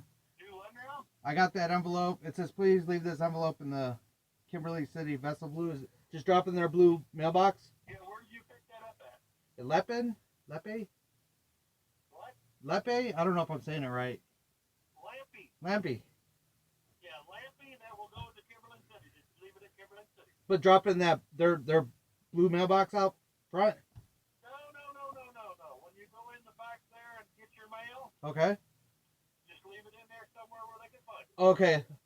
It says blue vessel. It's mail that goes from Lampy to Kimberly City is all it is. Okay, but there's a note on the left, so that's why it said Vessel Blue, so that's why I was calling. Yeah. No, you'll have them from time to time at post offices. See, Kimberly City is Lampy's headquarters. Okay. Although Lampy has their own post office and their own clerk, it's still managed out of Kimberly City. Okay. So they'll have them colored bags like that. They'll go back to Kimberly City. Somebody in Lampy mailed something to somebody in Kimberly City. And rather than go all the way to Springfield, then all the way to Kansas City, and then all the way back to Springfield, and then back to Lampy, they just transfer straight to Lampy. Okay. I almost dropped in the blue mailbox thing. That's No, what. don't do that. Okay. Because that's what it says. Okay. So when you go in the back, just find some place to put it there where they're probably still there, aren't they? No. Or are they gone already? Yeah, everyone's gone. Okay. Okay, thank you. Their carrier's still out. No, there was a paper where I signed. It said that they were all back. That was on the clipboard. Yeah, just throw it in the back there somewhere. They'll see it. Okay, great. Thank you. You got the key to the door, right? Yes. Yep. Just open it up and set it in there somewhere where they'll see it. Also, I just. You didn't pick up the register bag, did you? Yeah, you did. Yeah, I've been getting all those today. I hope I didn't have to get it yesterday. Well, you don't have to get it at Reach Spring, and you don't have to get it at Galena. Oh, like today? Today, you do not have to get Okay. it. I didn't have to collect it. I didn't have to collect anything yesterday, right? Oh, no. Okay. Because that's freaking me out. I was like, am I supposed to be getting stuff? Yeah, I've been getting all the bags, and this route's a little. Getting all the bags. So wherever that book is that you signed for it, Uh-huh. at Kimberly, just set that That. color thing on top of that book. Okay, sounds great. Thank you. All right, thank you. Bye-bye. Bye.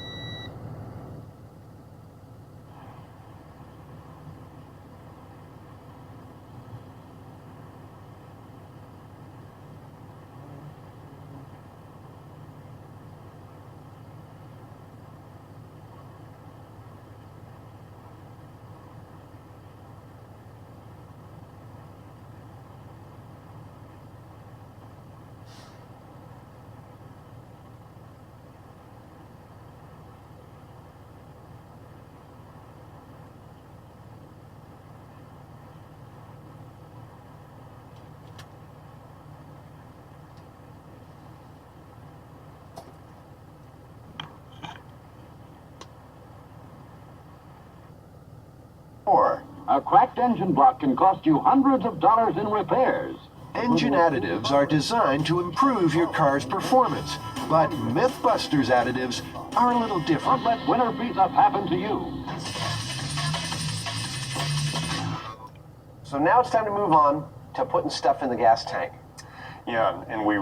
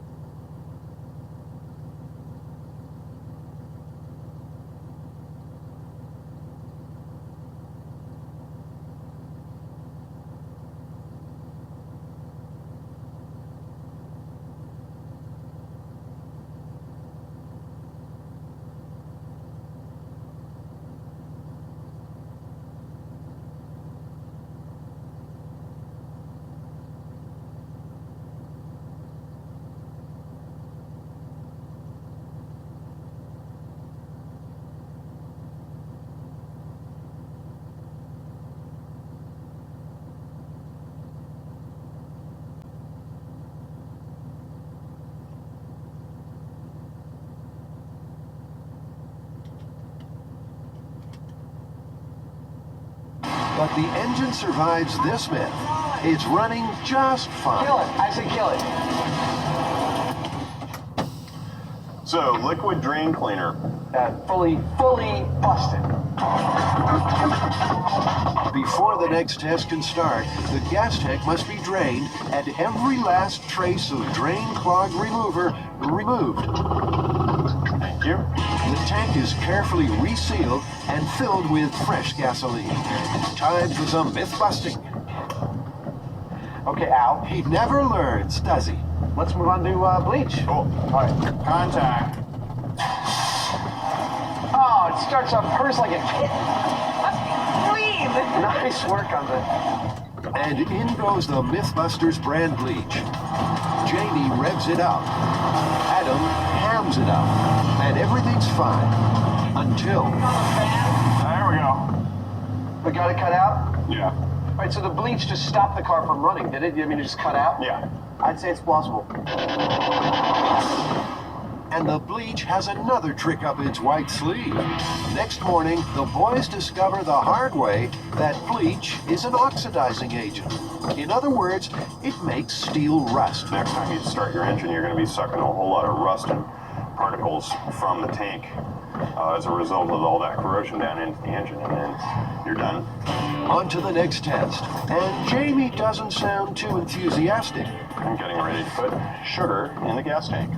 So wannabe director Adam tries to get some more emotion. All right, Jimmy, here's your motivation. It's the middle of the night. You hate your neighbor because he's always throwing loud parties. You're gonna go to his car, you're gonna pour sugar in it. Go. Action. Method actor Jamie passionately pours sugar into the tank. We'll stop throwing parties now. Let's start the engine. All right. Ready?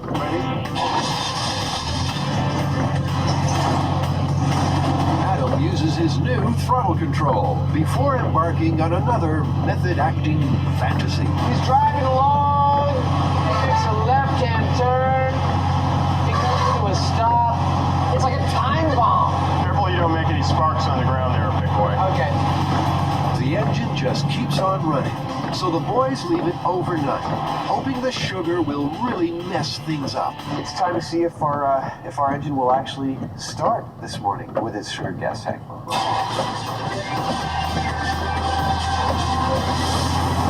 Well, what do you know? There's more sugar in that tank than gas, but it works. Go figure. I'd say sugar in the gas tank, totally busted. Gas tank myths. Drain clog remover. Busted. Bleach. Plausible. Sugar. Busted. What's next? There's a myth going around that putting mothballs in your gasoline will be like putting high-octane fuel in your engine. Really? It does say, warning, flammable. Adam pours his gas and mothball highball into the tank. Seems steady to me. Gradually, the Mythbusters notice a change in the engine note. It's starting to sputter. Yeah, it doesn't seem like it likes it. Just to be certain, Adam revs the engine. The transformation is amazing. The engine sounds great. Actually, it does sound kind of good, doesn't it? Sounds much better than before.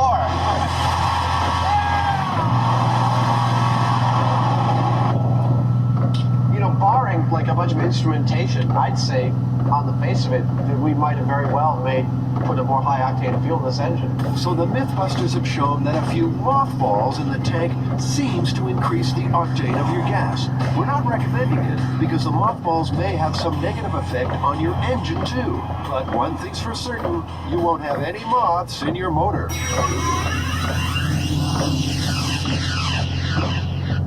When Cadillac Ben gave Adam and Jamie his car, the Mythbusters made a solemn promise. You saw us on TV and you figured, I'll take it to them. They'll blow it up. I was hoping you. We will do our best. And the place to try it is the strictly controlled environment of the Chabot Marksmanship Range, under the watchful eye of some local firefighters. So Adam, what are we doing out here with all these guns in this car? Well, the Mythbusters Caddy is actually going to help us put a very famous myth to rest, one that is constantly perpetuated by Hollywood, which is, if you shoot a car in its gas tank, will it actually explode? In countless Hollywood movies, a well-placed slug will cause the spectacular detonation of an auto. Will Earl be the next one to explode? The Mythbusters know all firearms are dangerous and should only be used responsibly and in a safe environment. So, do not try this at home. To test this myth, Jane will have to shoot the Cadillac's gas tank. That's fire.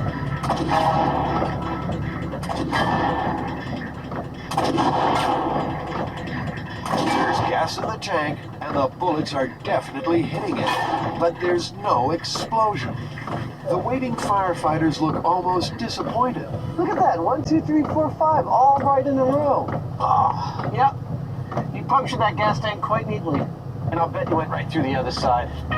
Jamie's shots went clear through the tank. There's one that's right at the bottom there. So you're right. So will shooting a car's gas tank actually set it on fire? Actually, not like in the movies, it won't explode. You did a really nice cluster there, right through the gas tank. No problem at all. Went in, came out the other side. Nothing. No explosion. There you go. Take the safeties off. Time to put car shooting myth number 2 to the test. You may commence firing. And the reason for this target practice? The Hollywood myth that hiding behind a car door will stop you from getting shot. The myth is thoroughly tested when 50 rounds are fired into the driver's door. I suspect that we went all the way through the car, Jamie. What makes you think that, Adam? Earl's door resembles Swiss cheese, and it'll take some major detailing to fix his interior. You know, Jamie, I think we can safely say that unlike the movies, being behind a car door if you're in a gunfight is not a safe place to be. Every bullet that came through here came out here. It's pretty obvious. This is not where you'd want to be. I think the best advice is just don't get in a gunfight. I'd agree. Coming up on Mythbusters, what's got Adam so excited? And what really happens when you crack an egg into your radiator? That's far out.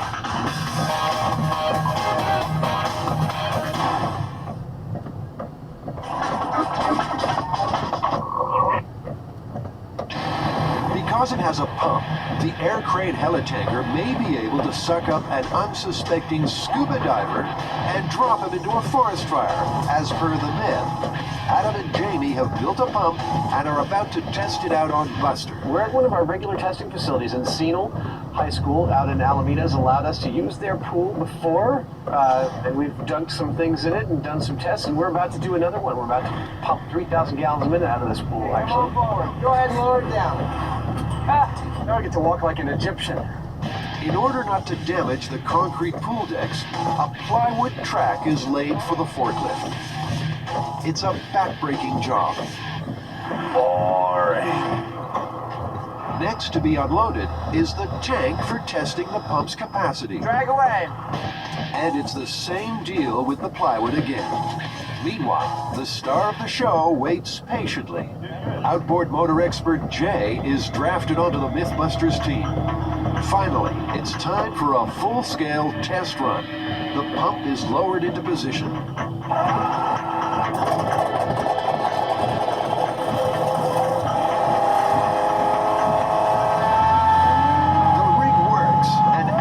Thrilled, but the sun is setting, and it looks like the scuba diver test will have to wait.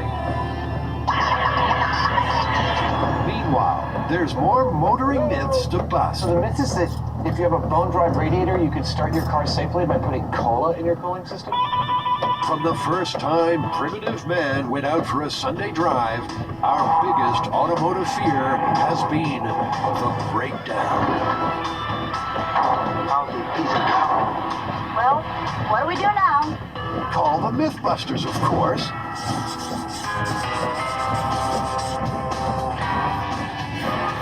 Cola in your radiator? What's your prediction? And I think it'll be fine. It'll probably foam up a bit, and it probably isn't very good on it because the sugar's going to caramelize from the heat. Yeah. But it's not going to stop the engine real quick. It's going to work, it'll work as a coolant. First, we drain the radiator. It's bone dry. You got some cola for me? Oh, yeah. I'll make sure this is real cola. Adam will make any sacrifice to bust a myth. I always drink Mythbusters cola. Watch out for radiator reflux. Oh!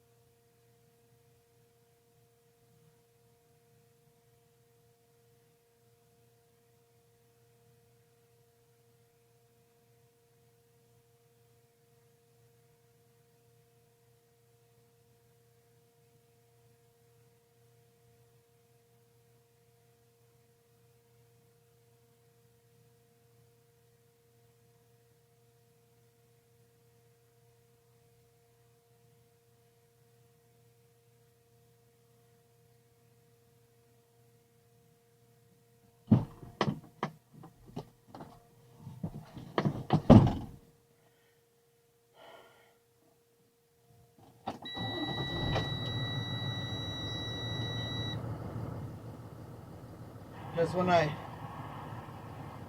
thought I had this route figured out, and today I'm collecting bags, and then one of them said drop it in the blue vestibule. So I called the boss and like, well, he didn't answer at first. So the only thing I could think is where you put your mail, where people drop their mail. And then I called him. He said, "No, just leave it in the back somewhere." That's what I kind of thought, but on the note on the bag, that's where he told me to put it. So now I'm at Branson. I backed up to the dock, and some lady, I'm like, "I'm here for the mail." So she's like, "She's looking for you." On Saturday, you don't go to the dock. You go to the front because it's only bags, not the cart. Oh my. Ah.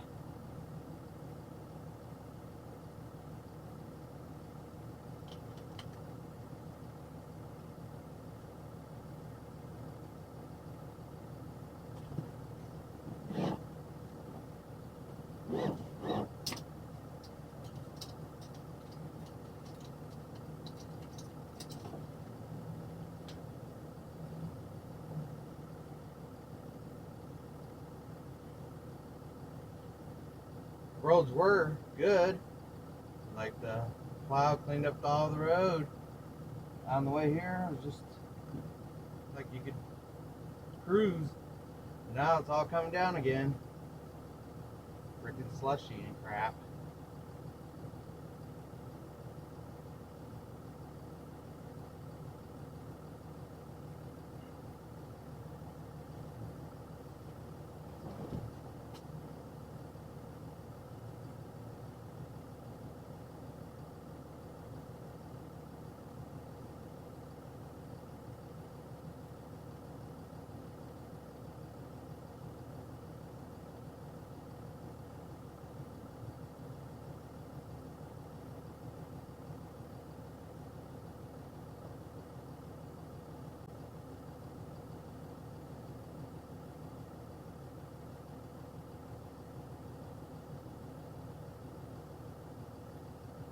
Isn't it beautiful?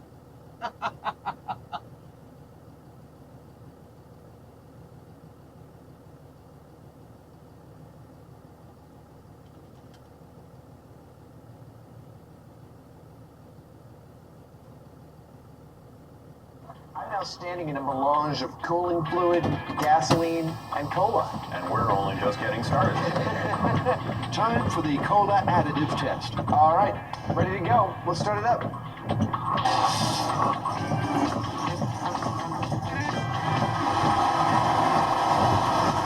We'll let it run for a while.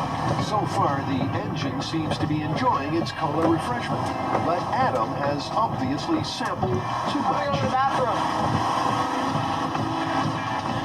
Those cola bubbles are really building up. Maybe it's time to quit.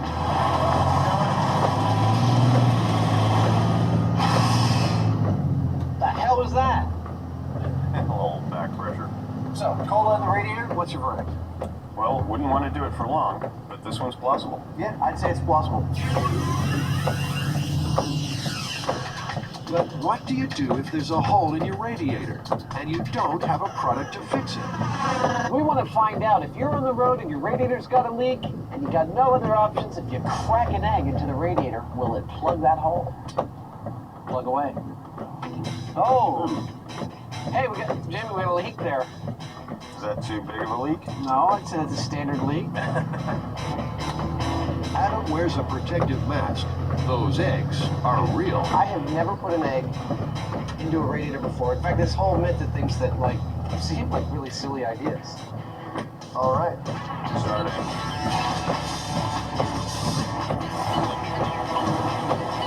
All right. Gonna give it a little time. Yeah, we'll give it some time and see what it does. I mean, I can see it's still leaking. And then something extraordinary happened. It stopped. I mean, it looks like it stopped right away. Could it be that this actually works quite well? Better than the commercial product? That's far out. I swear, I wouldn't want to do it as a permanent solution, but egg in the radiator? Coming up, the 225 horsepower outboard motor-powered pump has Buster in its sights. Will it grab him? And will the Mythbusters finally get to destroy that engine? It's singing its death song.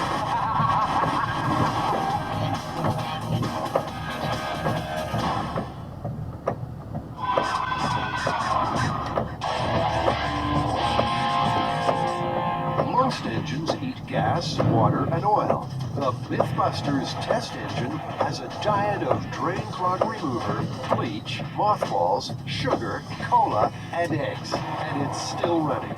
Our next motor myth states, if a piece of metal as tiny as a penny is dropped into an engine's carburetor, it will fall deep inside the engine and destroy it. Penny in the carburetor, only because you asked for it. Here we go. Oh yeah, he's tossing a penny into the carb. All right, I'm gonna rev it a little bit. The increased rev should move the penny even deeper. Will the engine slow down or blow up? Nothing happened. Well, I'm gonna go in there and look. yeah, why don't you go in there and look? Take a look. Take a look. It's just, the penny's just sitting there. You gonna shove it in further, honey? Down she goes. Okay, we're good to go. All right, here we go.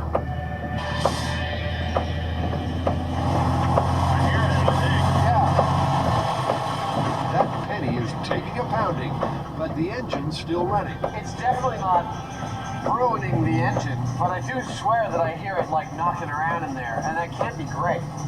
Given that tossing a penny into the carburetor is supposed to ruin your engine, our engine's still running fine. I call that busted. Yep. Good busted.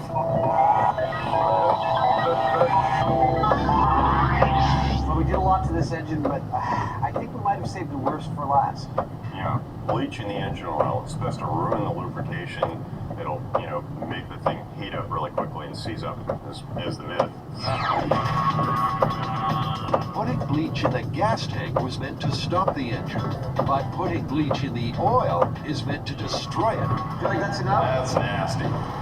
That can't be good for that engine.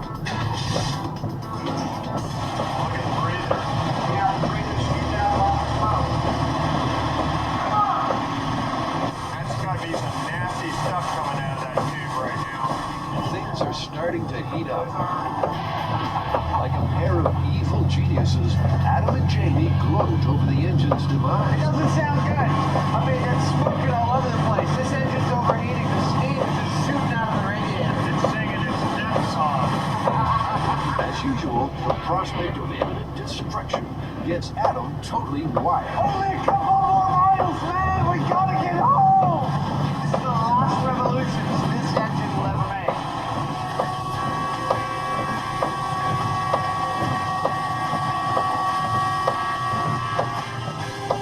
Well, the engine got so hot that it started to set fire to the wooden cart it's sitting on.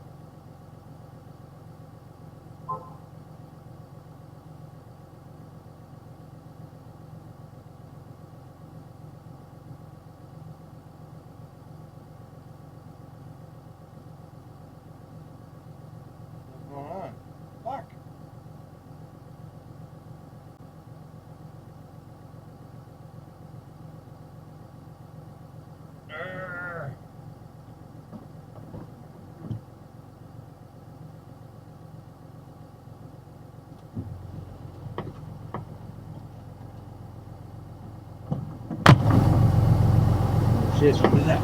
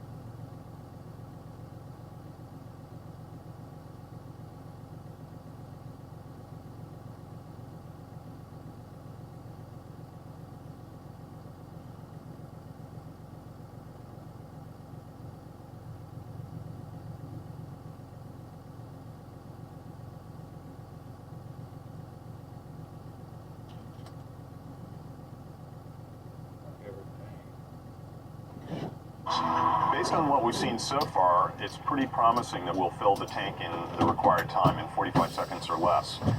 The water must get from the pump to the tank via a very heavy 10-inch diameter hose. What about irrigation pipe? Did we talk about irrigation pipe? Like, it's really light, I can lift a length this long? How are you going to hold it on there? I would consider that solving the problem of holding it on there vastly simpler than lifting a 500-pound sweaty donkey. Tensions are gonna run high, claws are gonna come out, steam's gonna come out of ears. Worldwide wrestling of nerds. Oh, it's great. Look at that. Adam, you should probably not stand underneath that right now. I'm not sure why, but... Our first task is to hook up the pump to the big hose and try to fill the tank and see how fast it goes. If we get it going really quickly and it fills up according to the specs on the real device, on the real firefighting device, then we know that we're going to have a valid test here, even if we're in the ballpark. And for all we know, it may actually outperform the real one.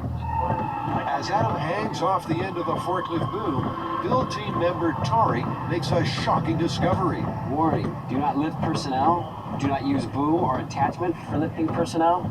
Lifting personnel may result in death or serious injury. It's the Mythbuster way. Adam ties the pipe to the tank, but how's he going to get down from there? Time to find out if the Mythbusters pump will measure up to the helicopter original. Ready? Go for it. They need to fill this 2,000-gallon tank in under 45 seconds. But the effort of pushing the water up the extra 15 feet is too much for the outboard. Keep it up! Hold it back! Come on! What happened? She died. So where were we? That was 18 seconds. It got halfway there. That's way ahead of 3,000 gallons per minute. Would totally beat 3,000 gallons a minute. Who's going to do it in like 30 seconds? A quick test to check that the outboard is okay. All right. Yeah, all right. That's good. Ooh. God, this is good feeling. Yeah, that's fine. The tank and hose are removed, and Buster steps up to the plate. We know our pump is at least as strong as the Erickson air crane. But can either of them suck a scuba diver out of the water and hold him long enough to get to a forest fire? Let's find out.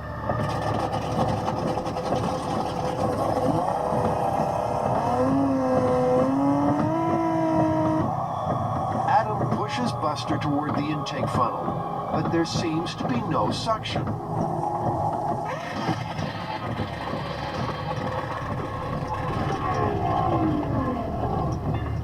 I got him right up under that thing under its full pressure.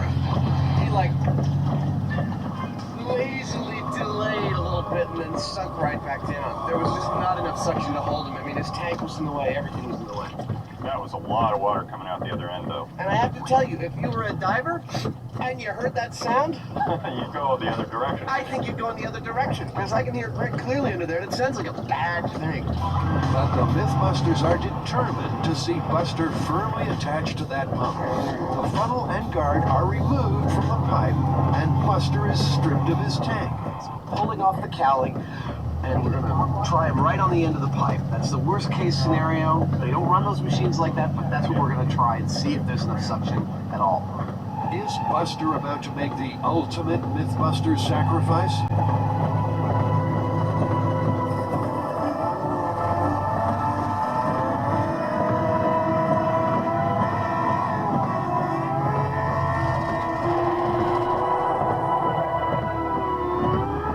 It's got him. Buster is held fast. Maybe the myth is no myth. But as soon as he breaks the surface, the pump sucks air and revs dangerously. How did you so busted? It pulled him up out of the water a little bit. A little bit short of a forest fire.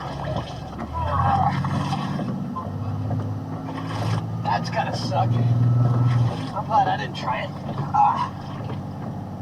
There's pieces of his wetsuit all over the pool. That's a hell of a hickey he's got going there. I have to say the amount of suction under the pool was actually pretty impressive. I'm looking up in the mouth of this just like satanic swirling thing of death, and I just kind of got him near it, and he went like this. I mean, it was just like a magnet. It was incredible. There's no way that suction's going to carry him above the water. It's going to suck onto him under the water, but once it leaves, that pump needs to be primed the whole time with water, and he'll cavitate it, and he'll just drop off. Yeah, absolutely. Well, I think this ends the debate once and for all. This one's busted.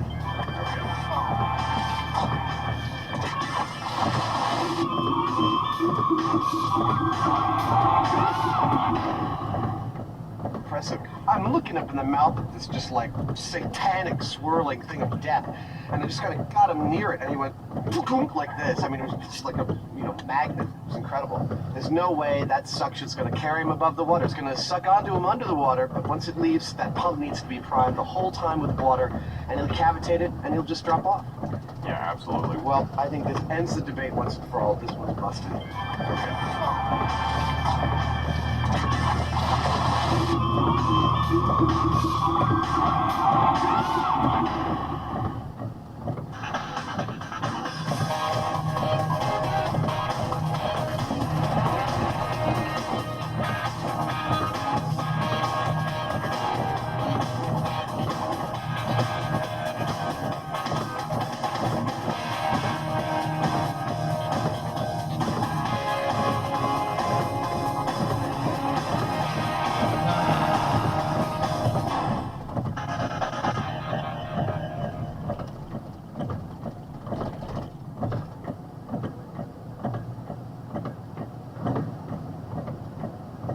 Remember, don't try this at home. We're what you call experts.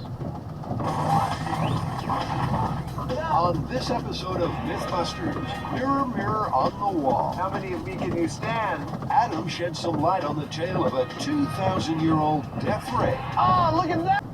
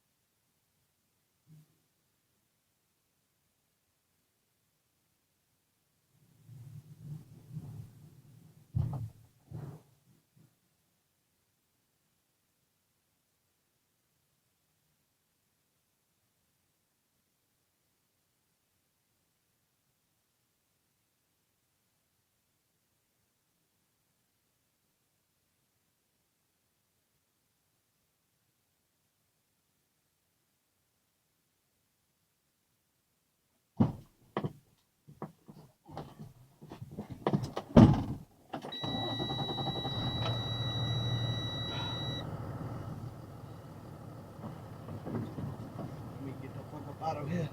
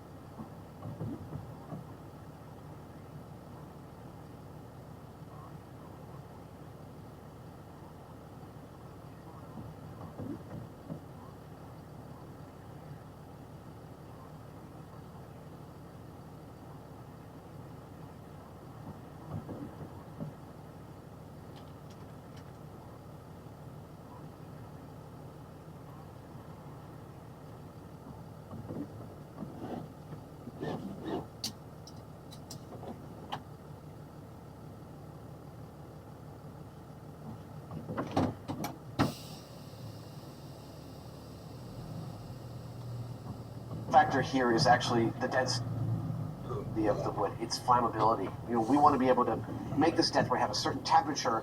We want that temperature to be a temperature that would have set fire to this kind of boat. While Tori and Carrie are left to grapple with that little problem, folklorist Heather Joseph Witham has been brushing up on her ancient history. Archimedes was definitely a real person, and his many inventions and discoveries were documented by historians of his time period. However, the ancient death ray wasn't written about until 800 years after it was supposed to have occurred by Anthemius. Therefore, this story has been debated ever since. Adam and Jamie have found some bronze. What do you think? Think I can set fire to a boat with this? Well, if we get enough of them, yeah. It's pretty bright. I can feel the heat on my face from it. Ow, hurts my eyes.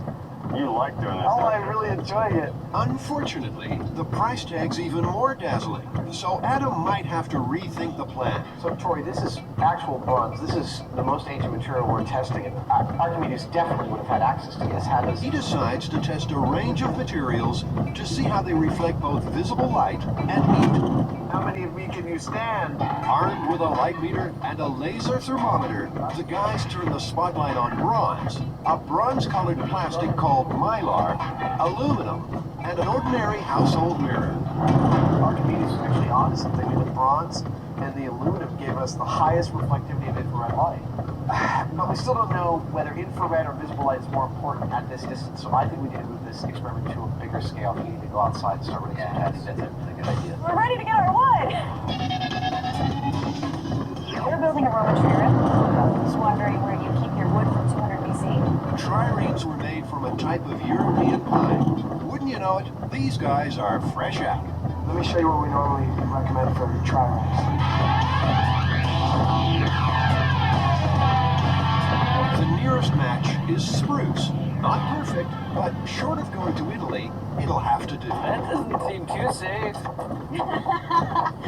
Somewhat frightening. People didn't like driving behind me, I'll tell you that.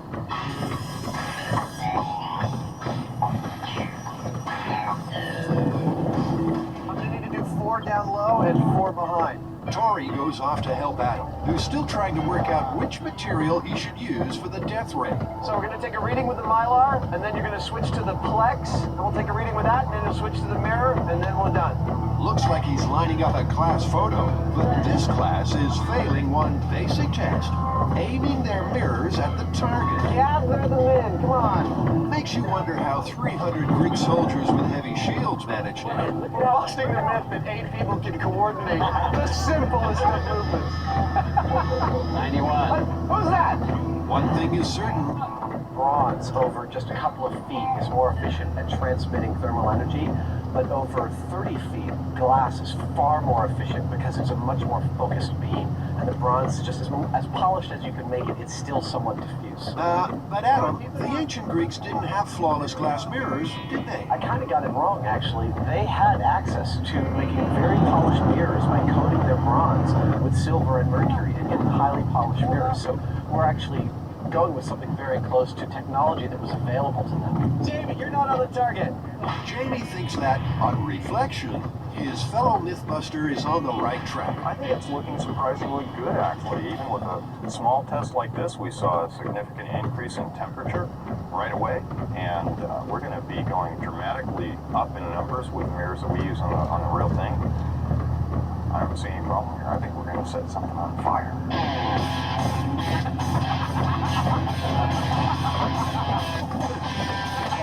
Good times.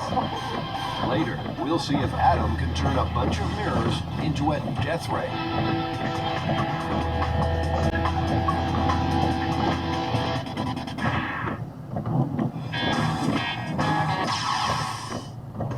Once again, the Mythbusters have become Whiffbusters. First, they had to get the stench of decomposing pig out of a Corvette. Now, Adam and Jamie want to find out, how do you remove the fetid funk of a skunk? So back during the Great Depression, when you were growing up on a farm in Indiana, did you ever get sprayed by a skunk? Well, actually I was, but it was just a little bit, so it almost doesn't count. I did, however, experience close up what it was like handling a pet that had been sprayed thoroughly by a skunk, and I tell you, it'll make you lose your lunch. The plan is simple and extremely smelly. Adam and Jamie will find the skunk, get it to hose them with its caustic cologne, then try to get rid of the smell using a bunch of time-honored home remedies, including tomato juice, beer, and feminine hygiene products. They need to build a decontamination shower and a pool for the runoff. I'm afraid of getting sprayed and, vomiting right in our cleaning pool. And then I don't know what to do after that. These guys have created special effects for dozens of movies and TV commercials. So building a shower cubicle and a black plastic pool is a no-brainer. I can see right through that. Although they haven't given much thought to privacy.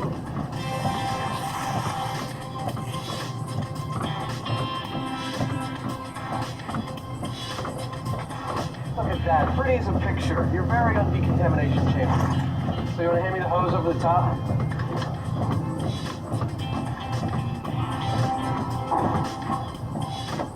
Water coming on.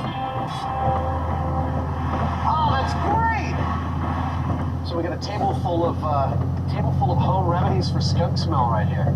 And some professional ones. Yeah, well, we got the tomato paste, we got your hydrogen peroxide baking soda vinegar mixture, we've got your feminine hygiene products, dish soap, beer. Drinking the beer or are we cleaning with it? Well, if we get clean with it, we'll have one later. Skunks, huh? I'm not looking forward to it. All we need is a skunk. Enter the guys from Critter Control. Jeff wrangles nuisance wildlife for a living, and skunks are high on the list. Amazingly, he has never been sprayed. But I mean, it's an occupational hazard, so you must know some of the many old wives' tales about how to get rid of the smell of a skunk. Well, yeah, there's one with the hydrogen peroxide and baking soda, liquid dish soap. That's probably pretty good for pets. Now, the most famous one that we've all heard all our lives is, of course, tomato juice. Can you tell us about that? Well, if you like red dogs, you know. Until I'm wearing clothes that were bought by the production, I'm going to stand over here. That cage will stay somewhere dark and quiet, while everyone prepares to do battle with the putrid smell. The crew's taking no chances. It's wall-to-wall protective suits and nose plugs. Our stars, however, are going for a more relaxed, outdoorsy feel. You know, for some reason, I realize that we're going to get sprayed by a skunk somewhere in the very near future, but what I'm thinking about more is, wow, I'm just about to have, like, gallons of tomato sauce poured all over me. Is that appealing? No, not at all. Adam, if that's what's worrying you, you obviously never had a dose of Eau de Skunk. Skunk musk is secreted in 2 grape-sized glands at the base of the tail and can be aimed with deadly accuracy over several feet. The noxious liquid is made up of a rancid recipe of chemicals called thiols. Thiols are the compounds that cause decomposing flesh and feces to smell bad. Thiols are activated by water molecules, so trying to wash out the skunk smell only results in more skunk smell. Okay, it's time for our guest star to kick up a stink. What's the typical trajectory? They like lift their tail and then it kind of as it come up. Yeah, I mean, they'll aim. They'll aim. And you'll tell when they're being threatened. They'll start pouncing with their front feet. That's a warning. Hey, you know, I haven't asked this before, but does their scent, like, burn when it hits your skin? No? Okay, good. Oh, God. Now, look, you gotta stay near his, business and You'd think it wouldn't be too difficult getting a skunk to fire off a couple of rounds. Jamie and Adam are primed for a point-blank blast of malodorous musk. But this skunk is remaining calm, cool, and collected. Have you ever had a skunk spray in a cage? Is there something that, what you want to do is probably get your hand moving behind his face? Oh, behind you so you can see it. Watch out, everyone, I've got a loaded skunk! This is how you hypnotize this thing. Come on, bud. Come on, left, bud. I think you should start singing. You know, they say never work with children or animals. Skunks hate the sounds of industry. The Mythbusters are trying everything. Hammers, drills, drives me crazy. But there's not even a single squalid squirt. Do we have another skunk? We ended up with one of those friendly skunks. We had a bit of a letdown, We got ourselves all psyched to get skunked. We managed to find Buddha reincarnated as a skunk. It was like we couldn't do anything to get him to go. Nothing happened. What are you gonna do? We could hurt or even seriously harass the poor thing. Well, it doesn't work. Can we go now? Still to come on Mythbusters. White light, white heat. I'm like I'm sitting over here, goofing off. Adam and Jamie turn up the heat on Archimedes' death ray. 150. And later, we test some home remedies. We're getting rid of skunk funk.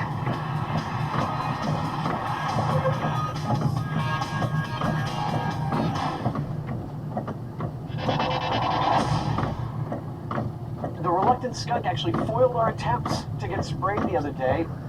What's on the agenda now? What do we do?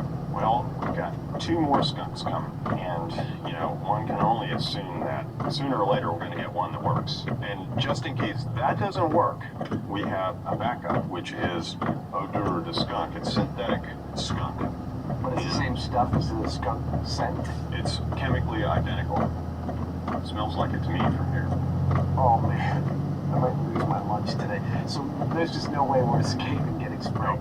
We're going to stake them, no matter what. All all in the name of science. Adam and Jamie have a table full of products that are supposed to bust the stink of skunk. But they need a skunk with more spunk. The critter control man returns. Hey, you got a couple of stickers for us? Well, I got one. You got one? It's a female. All right. I think it's smaller. The boys go into their skunk scaring routine. But once again, unbelievably, they come up smelling of roses. Well, Jimmy, once again, we've proved something radical on Mythbusters, that skunks apparently don't spray and you can't burn them. It's possible that this little girl's out of ammo. A skunk's scent glands hold about a tablespoon of musk. When the tank's empty, it can take up to 10 days to produce more. Time to sample the synthetic smell. Distilled disgust. Vials of vile stench. And it's not even out yet. These are actually sealed glass little things, huh? Yeah, I believe they are. Well, I'm as ready as I'll ever be. Just not that ready. Christine won our competition to become a myth thread. Right now, she's probably wishing she hadn't.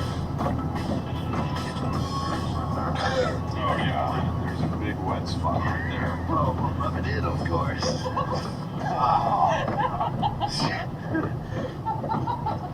Man, that is the stuff. But now, there's another problem. This bad smell isn't hanging around. It's wearing off really fast. I mean, either that or I'm getting used to it, which is really disturbing. Turns out the substitute's no substitute for the real thing. Sorry, guys, you'll have to find a skunk. I'm sorry to see this little guy go. I really kind of got attached to him.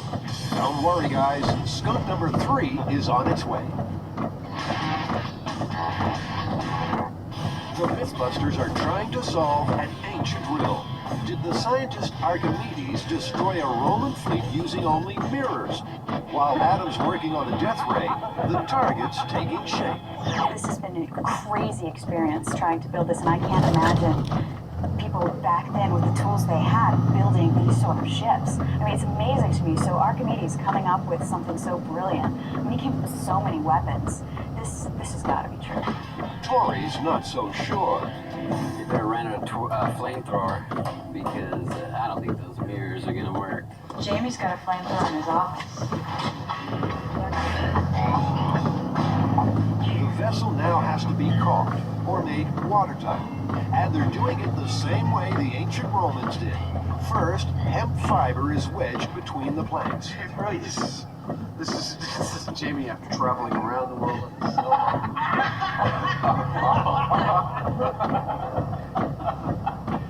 Then just add tar. And finally, you cover the raw wood with the beeswax to preserve it from the seawater. Hemp, tar, and wax.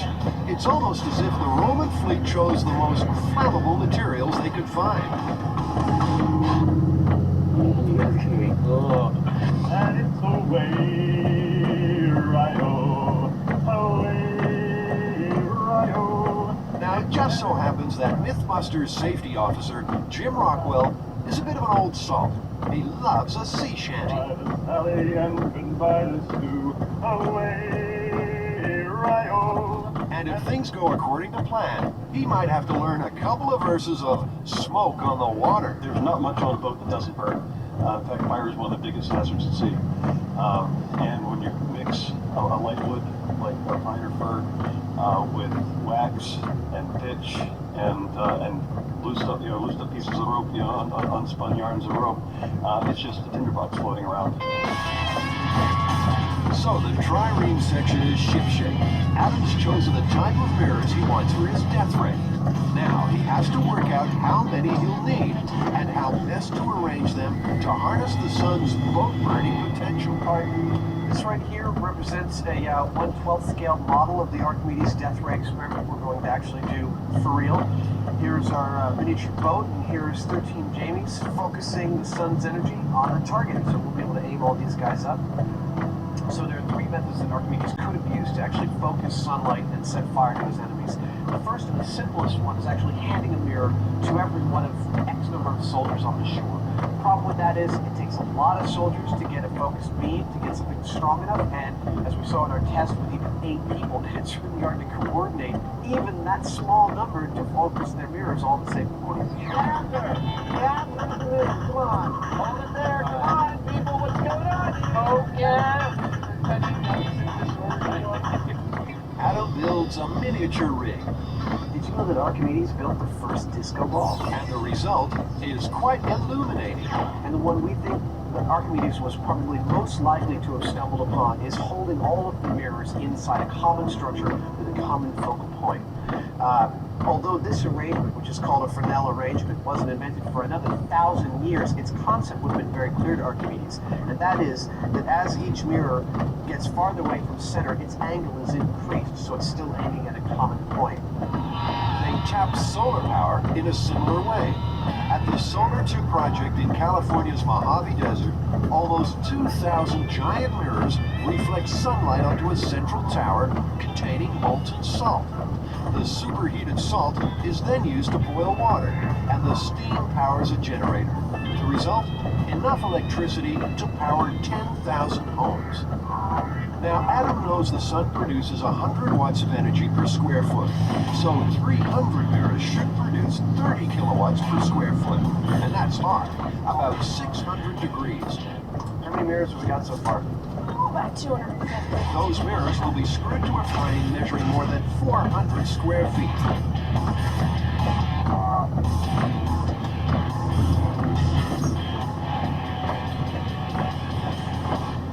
This is actually my depth gauge, so I can focus the mirror array from behind it. All the mirrors have a screw adjusting their angle, and this depth gauge tells me how far a given screw should be out for a given row. The setup is big, and time is short. I need to start drawing these circles because I need to drill 300 holes. Right. I'm not, it's not like I'm sitting over here, you know, goofing off. I'm just trying to get this thing right. I want to get this thing as tight as it possibly can. But I understand we only have, you know, another day and a half to finish this up. Oh, no, we have 4 hours to finish this. We have tomorrow to install it. So begins a Fresnel lens frenzy. They've got paper on them so that we don't blind ourselves when we're trying to focus it. So, or burn down somebody's house or something like that.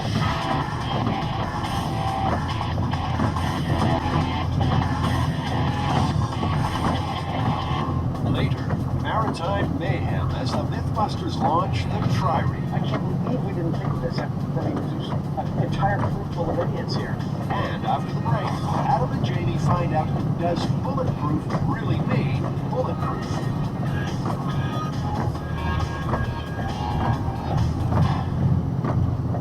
Listen, do not in any circumstances try this at home. Call experts. We do this for a living.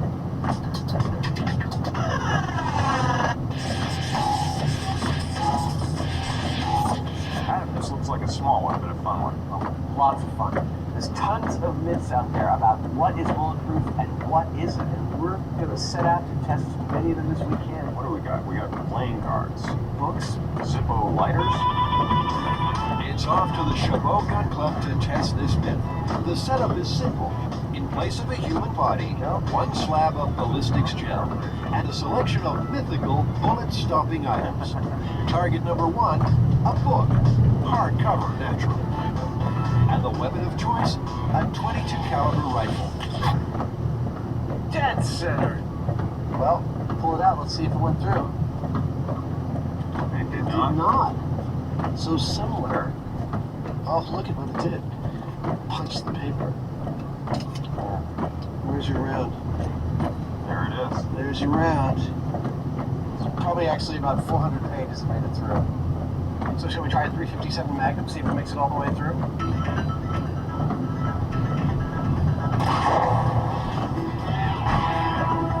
Did I even hit it? Over the top. Over the top. Well, that's pretty lame. Another round. This test reveals Adam would struggle to hit the side of a barn from the inside. Well, I think it's your turn, sir. I can't seem to hit that damn thing. Okay.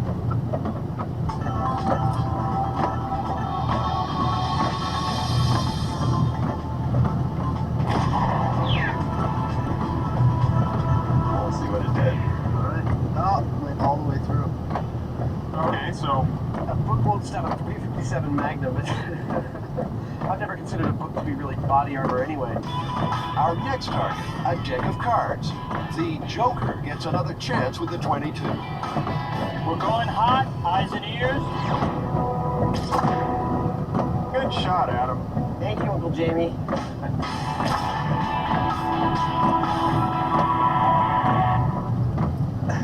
Through it. It did. It went all the way through it. But not through the ballistics gel, you can see it. Yeah, no, it made it about 6 inches into the ballistics gel. Still, if you had one of these in your pocket, it wouldn't do you any good at all. I think it's time to try this at bow. Okay. You ready, Ace? Yeah. All right, let's do it.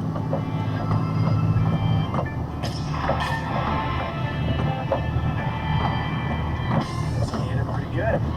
Books, cards, lighters. None will stop a bullet.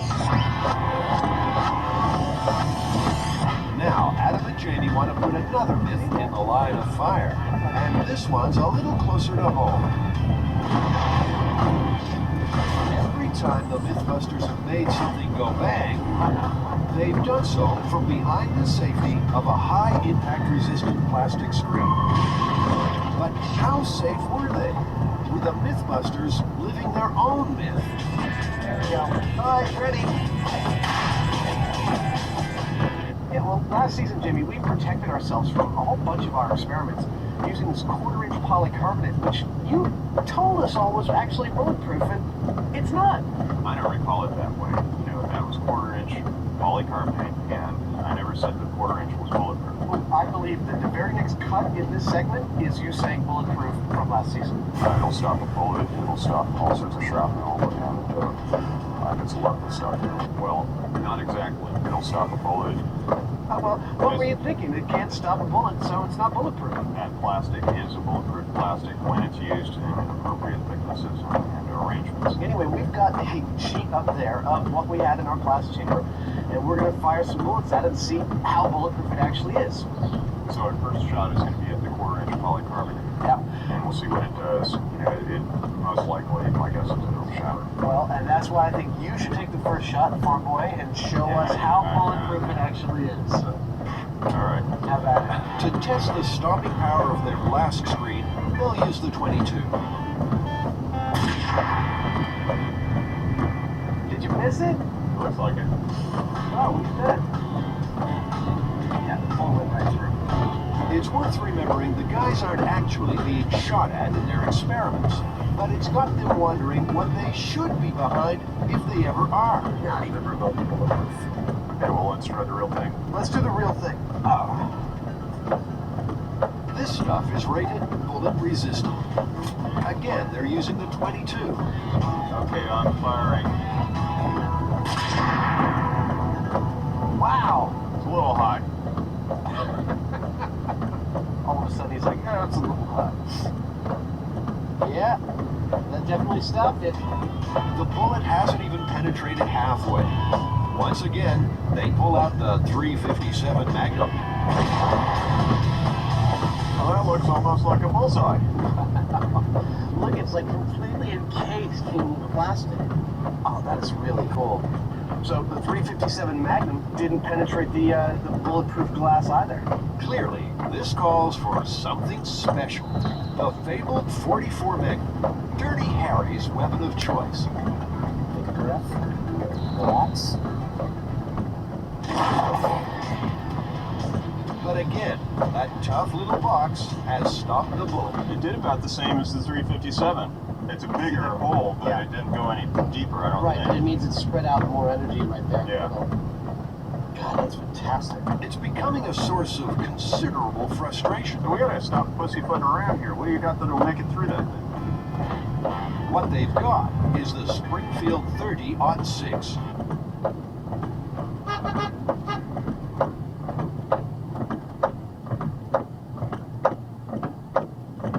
The oldest caliber rifle on the grounds, and the Mythbusters' last chance to see if bulletproof really means bulletproof.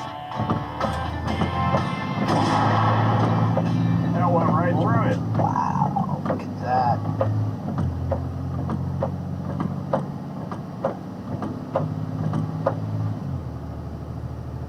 has stopped the bullet. It did about the same as the 357.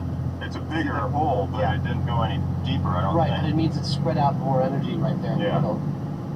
God, that's fantastic. It's becoming a source of considerable frustration. We gotta stop pussyfooting around here. What do you got that'll make it through that? What they've got is the Springfield 30-06, the oldest caliber rifle on the grounds, and the Mythbusters' last chance to see if bulletproof really means bulletproof. That went right through it. Wow, look at that. Went right through that side and right through that side.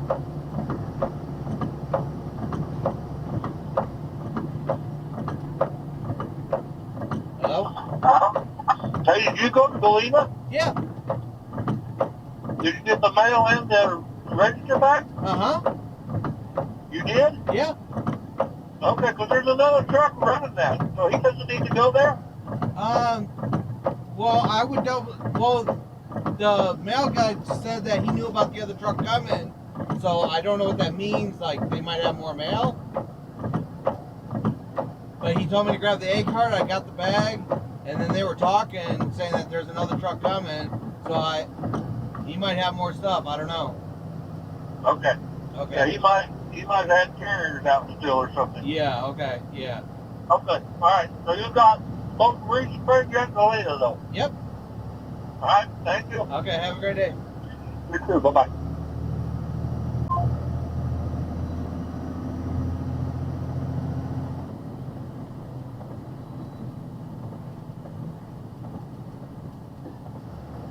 It didn't even make the thing jump.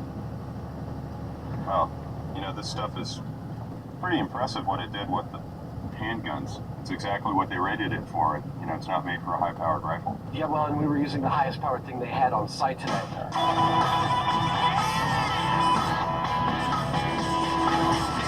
Well, we lined them up, we knocked them down, and we fired some big guns. What turned out to be bulletproof or not? Were playing cards bulletproof? Nope.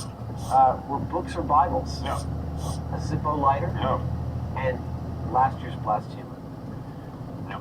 Well, polycarbonate itself is not used as bulletproof plastic. It's got to be laminated and specially put together as a bulletproof product, and it's actually just bullet resistant. So it depends on the circumstances, whether it's going to resist a right bullet at the right time. Right. And all these other household objects and things that are supposed to stop bullets, and famous stories about them stopping bullets, wrong, wrongity wrong. Rollity wrong? Wrongity wrong. You said rollity wrong. I did not. Still to come. Will it be third time's the charm? The Mythbusters strive to stink with skunk number 3. And if you can't stand the heat... All right, I'm backing off. The death ray experiment warms up. It's 280 degrees.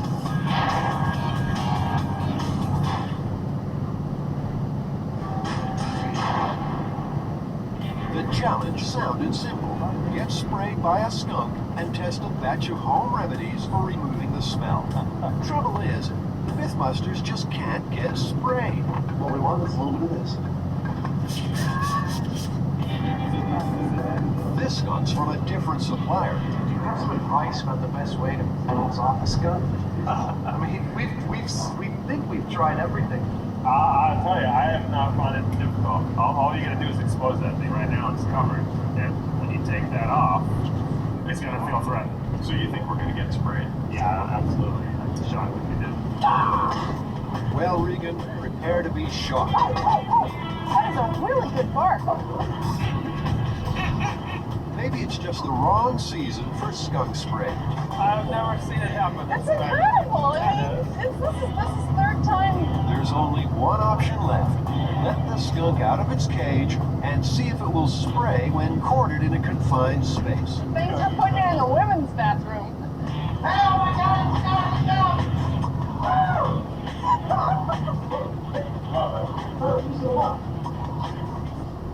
Oh, he's squirted. Yeah, he definitely squirted. Yeah. You smell it? And finally, Where did my shoe? The only thing that didn't want it is when he squirted. never seen anyone so happy to be skunked. Finally, we smell foul. I totally psyched, folks. Get away.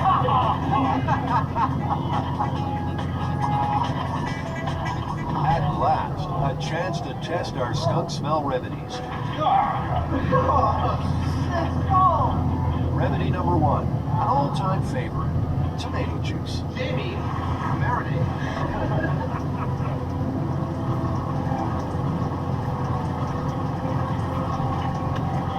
Everybody out there that thinks we have a great job, think again.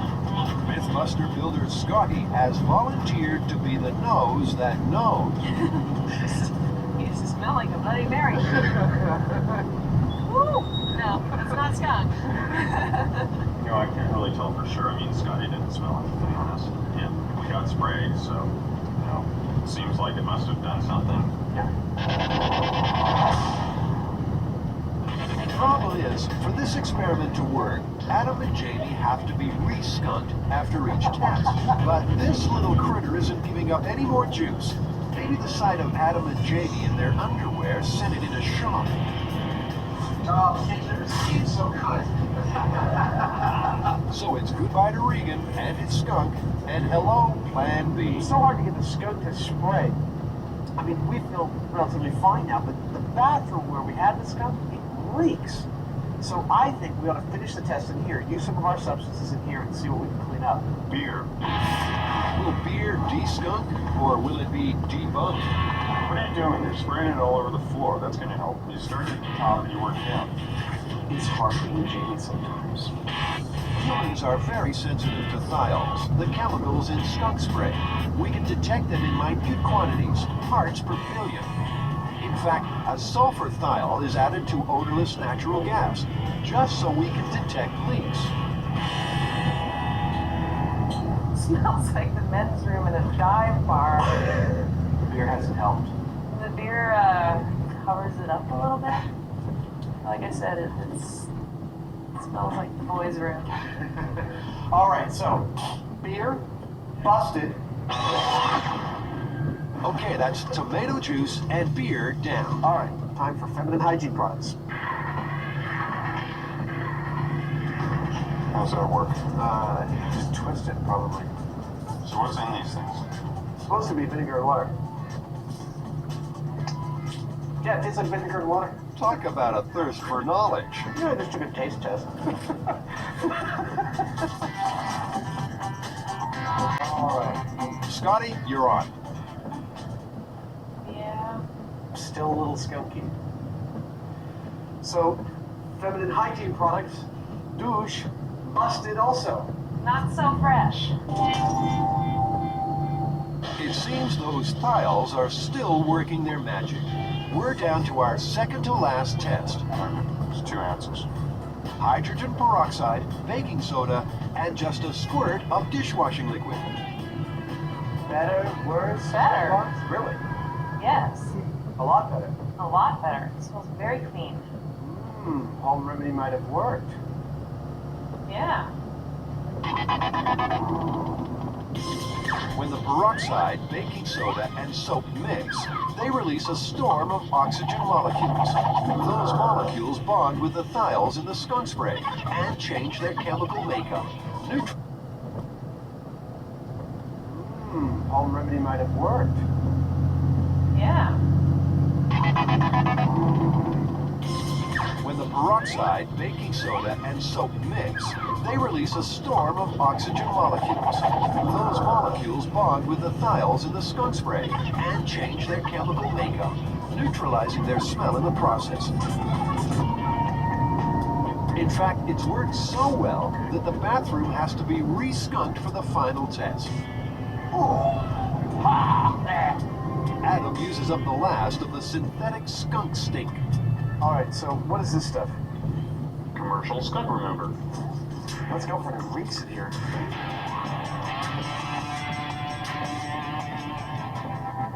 It's pretty good.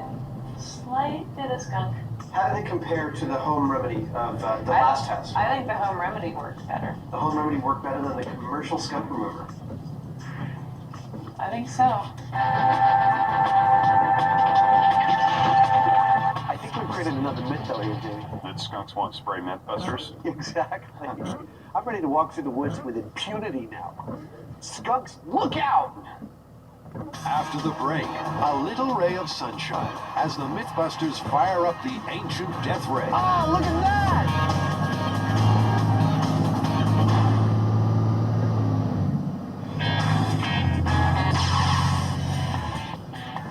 Turn your wheels this way. I want it angled slightly. It's D-Day for the death ray. Luckily, it's not overcast. The Trirene's being launched on its maiden voyage. Adam and Tori have to work out a way to float their boat. And soon, there's drama on the high seas. We built half a boat, and it's not floating level because it's only half a boat. So now we're trying to get weight into the back of this thing so we can get it upright and actually see something that we can burn. I can't believe we didn't think of this. I mean, there's an entire crew full of idiots here, and me included.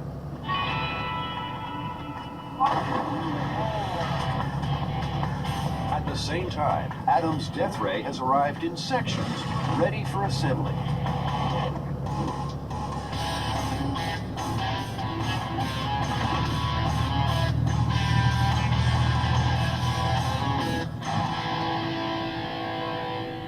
So, we got the mirrors down, frame's almost done. We're going to bring the forklift around, lift this puppy up, and see if we can't put ourselves in the boat out of its misery. Not so fast, Adam. Jamie's arrived on the scene, and he's not happy with the waterlogged warship. Adam's job of securing boats sucks. Now I've got to fix it. And I don't think it'll be that big of a deal, but it's sort of a pain in the butt. This ain't a boat, it's sort of a pile of wood. Danny, you know you're going to put a lot of load on the center of the boat. Yeah, you had your chance.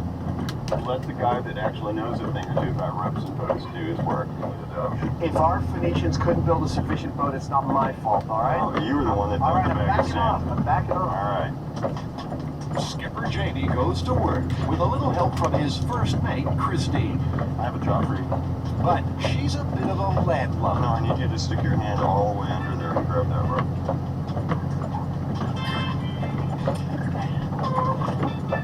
Wait.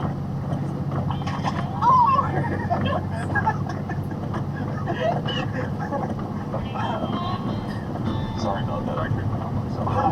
The Trireme should now stay afloat long enough to test the death ray. The mirror rig is exactly the kind of thing that Adam's good at. He really flew through this. It's a big, hard-to-build thing that he did in just like practically no time at all. I think it's actually quite brilliant. Despite that, he doesn't think it'll work. It's just so hard to imagine that something of this scale would actually set something on fire from, 60 feet away. I just don't know. I'm actually really excited to see whether this works or not, but my guess is that it won't. The trickiest part of this challenge is raising the rig.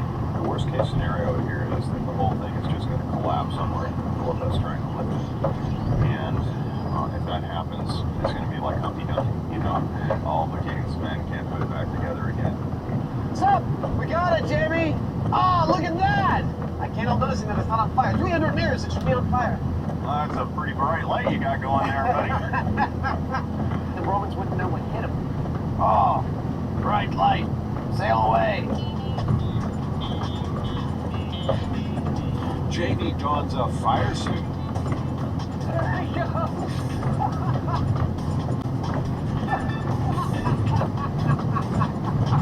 And bravely wades in to take a temperature reading. What's the temperature, Jamie? 150? Get a minute. 200 degrees. The highest temperature we seem to be reading on the boat right now is about 200 degrees. That's just about 400 degrees shy of ignition temperature. Even so, the wax is melting. Oh, I see wax dripping off. As a boost, the team holds up sheets of mylar. The added rays bump up the temperature almost 100 degrees. 280 degrees. 284, 287. The tar begins to smoke, but still no flames. Something else is clear. For this to work, you'd want the enemy to stay very still in exactly the right spot. Our death ray doesn't seem to be working. I'm standing right in it, and I'm not dead yet. Despite Adam's best efforts, the beams just aren't concentrated enough. Instead of meeting at a single point, the 300 rays are scattered across the entire structure. The sun's energy is diffused. I don't think we're gonna get anything better than this. I mean, even if we move the whole mirror, which I'm not sure would survive, and get into the sun, we're not gonna get instant ignition on this. I think we should call it quits and go for the flaming arrows. Oh well, nice try, Adam.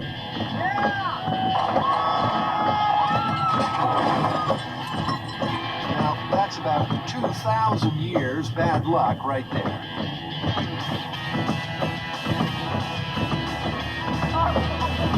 Not sure you'd want these guys defending against the invading hordes. This is harder than it looks. Molotov cocktail, anyone?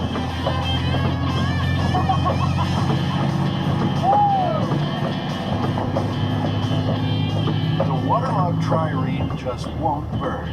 Not even gasoline can provide that elusive spark.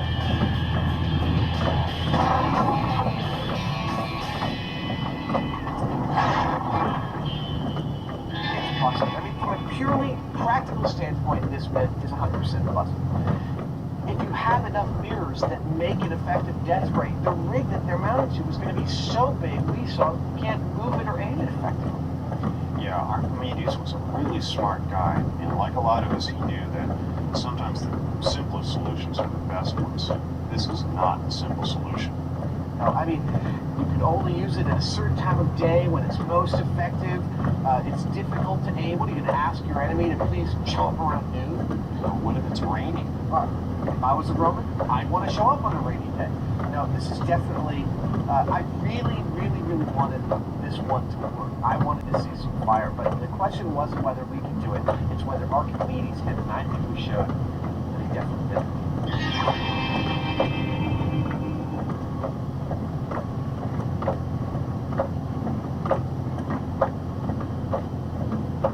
Remember, don't try as a comp. We've got years of experience that keeps us safe. On this episode of Mythbusters, Drive an elevator, I'm beside myself. going down in the elevator of death. 92 feet! If something goes wrong, somebody could get killed. Can a well-timed leap of faith save your skin? And the myth of homemade flight. Jamie and Adam take wing in a levitation machine build-off. How did I know Adam was going to cheat? Who are the Mythbusters? Adam Savage. I reject the reality and substitute my own. And Jamie Heineman. I couldn't like any of yours private. Between them, more than 30 years special effects experience. Anything to say to the ducks back home? They don't just tell the myths, they put them to the test.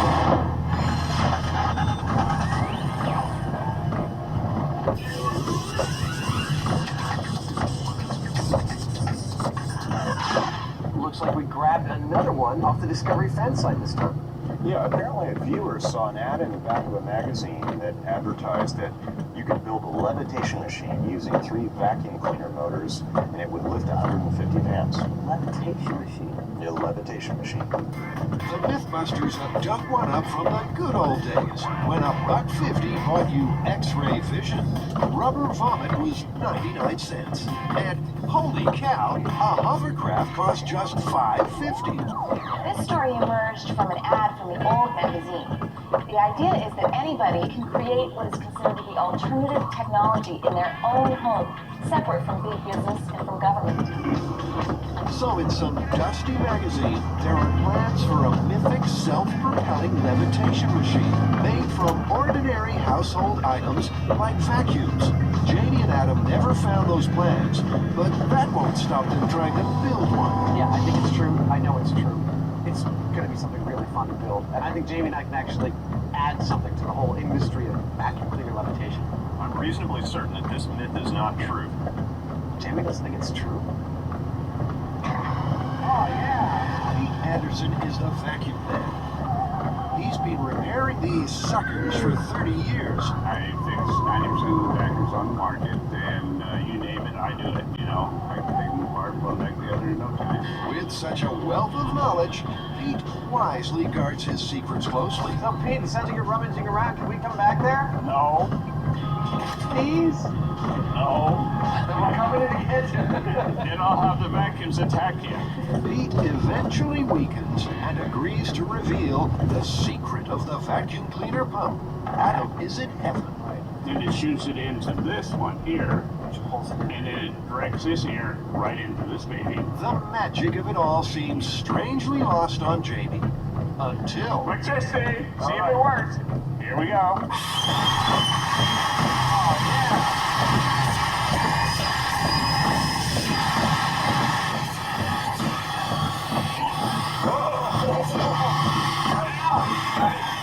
I got this. You got it stop bleeding. Am I? Yeah. That was the stupidest thing I've ever done. You're gonna have to stitch your mouth shut, I think, for this. You wish. That was the end of Adam's television career. No. This is a show. It's like 4 minutes of science and then 10 minutes of me hurting myself. Pete has seen a lot, but he's never seen anyone bitten by a pump before. This is clearly a once-in-a-lifetime opportunity. This is not enough. Come back and get some more. Pete sold them as many of his old junkers as they can carry. The Mythbusters are now officially in the levitation business. We suck or what?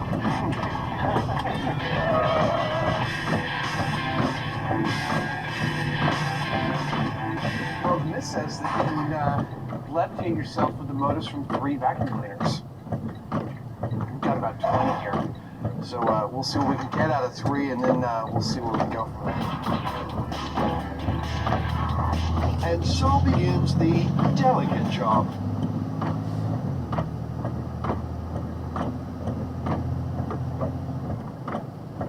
Yeah, I'm almost fucking done.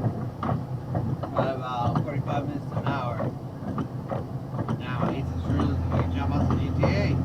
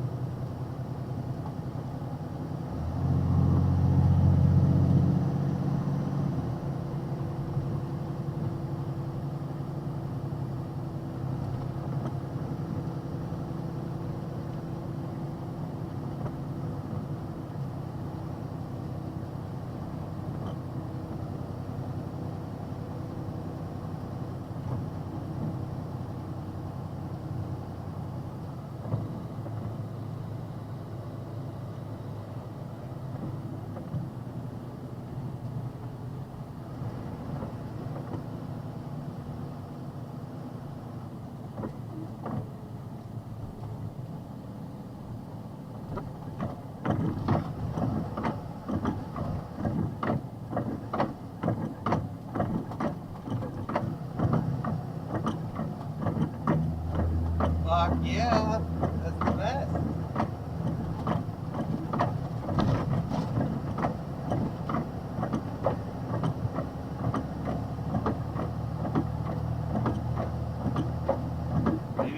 I can win some more golf. I haven't got that trophy yet.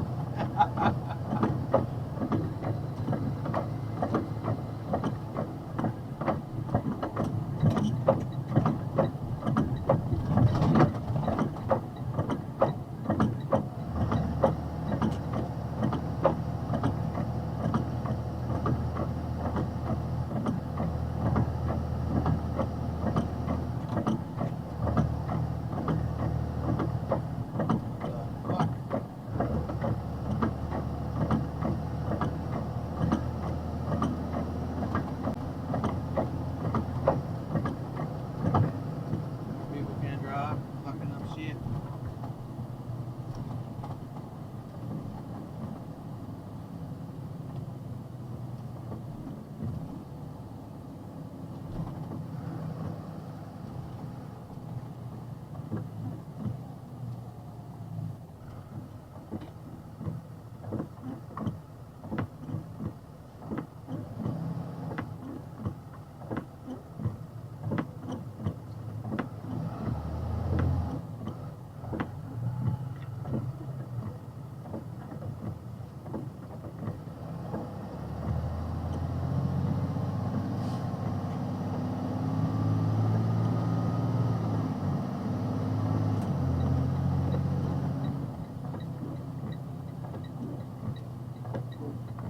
I'm watching all the fucking Mythbusters.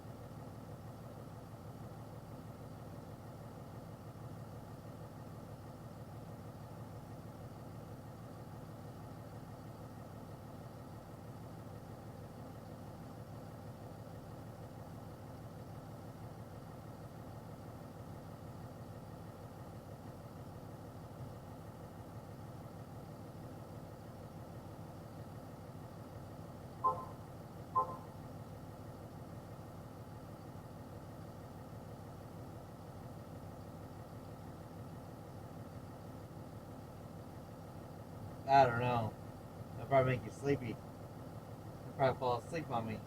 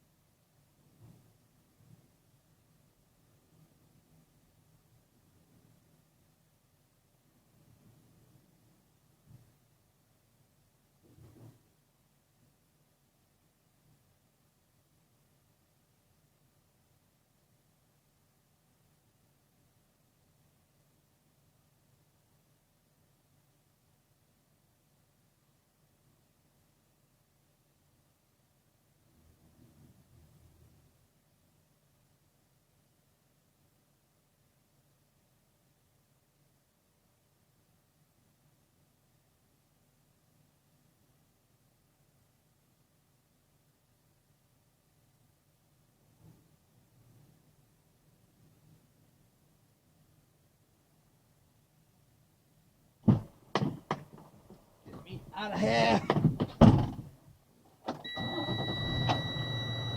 Fuck.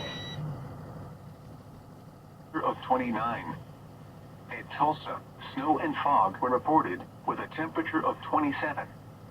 Elsewhere across the Midwest, at Kansas City, snow was falling with a temperature of 21. At St. Louis, it was mostly cloudy with a temperature of 30. At Lake of the Ozarks, it was cloudy with a temperature of 30. That's my Moltres. I popped it out and took some pictures.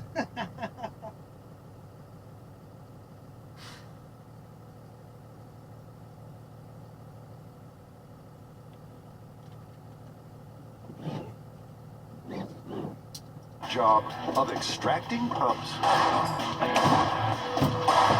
I'm not destructive by nature. If you watch the time lapse of what we just did, he was the first one to take one of his vacuum cleaners and smash it on the ground. I just enjoy it.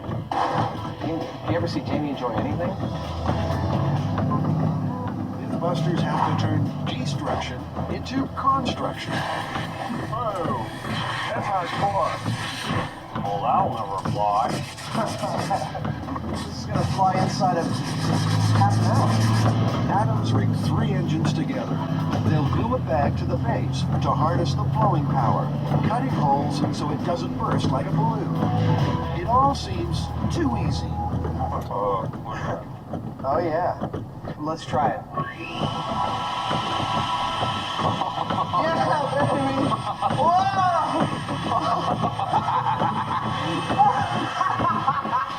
Oh man, dude, that totally works. It's a very un-Mythbusters-like moment. They've built an invention, and nothing has gone wrong. Ah, that's more like it. You want to lie there for a minute, or you want to get up? Adam is soon back on that horse, and it seems they're riding a winner. Oh, I think you're gonna have to hold me tighter, Jimmy. I think we busted it. Well, I think it worked really well, actually. I see no reason that you couldn't call a hovercraft a type of levitation device. Yeah, I think we've definitely done something good here. If they wanted to quit while they were ahead, this would be a good time. But of course, that won't happen. I have gleaned a lot of information from this test, but I think I ought to keep it to myself. I think maybe you ought to take what you think you've learned from this test. I'll take what I think I've learned from this test, and let us build our own machines and see how we can do against each other. I'd say that's a wonderful plan. The challenge is set. Who can build the best self-propelling levitation machine out of parts found around the home? It's a battle of wits and egos. But before construction starts, they'll drop in on another myth. It's one of the great what-ifs of modern living. What if the elevator you're riding suddenly plummets down the shaft? Can you save yourself? The Mythbusters are about to find out.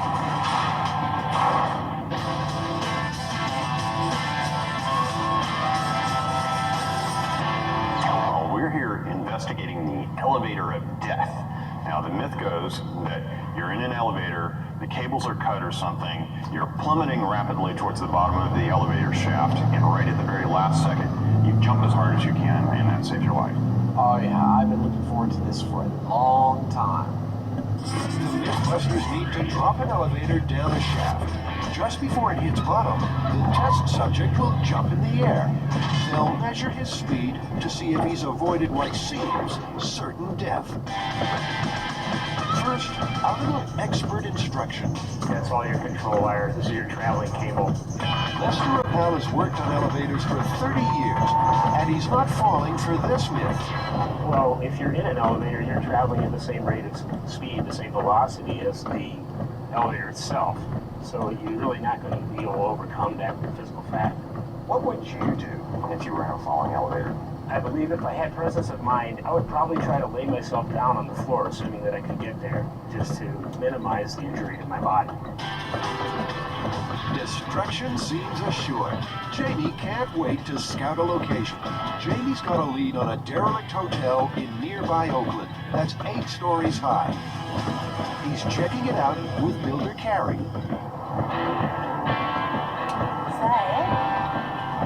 I guess that's it. It's an 8-story building.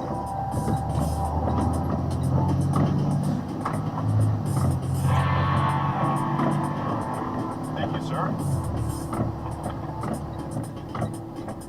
The grand old Hotel Royal was built around 1910. She ain't so grand anymore and is scheduled for demolition. Oh my god. Since we're here anyway, can we film a horror movie?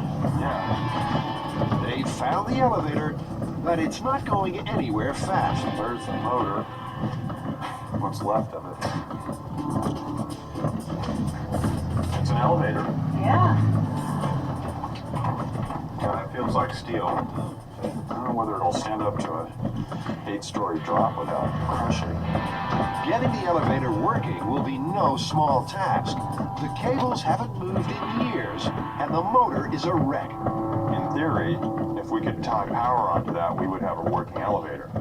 The cables and everything are here. It's a little rusty, but if we can get it to work, it's going to be perfect. It's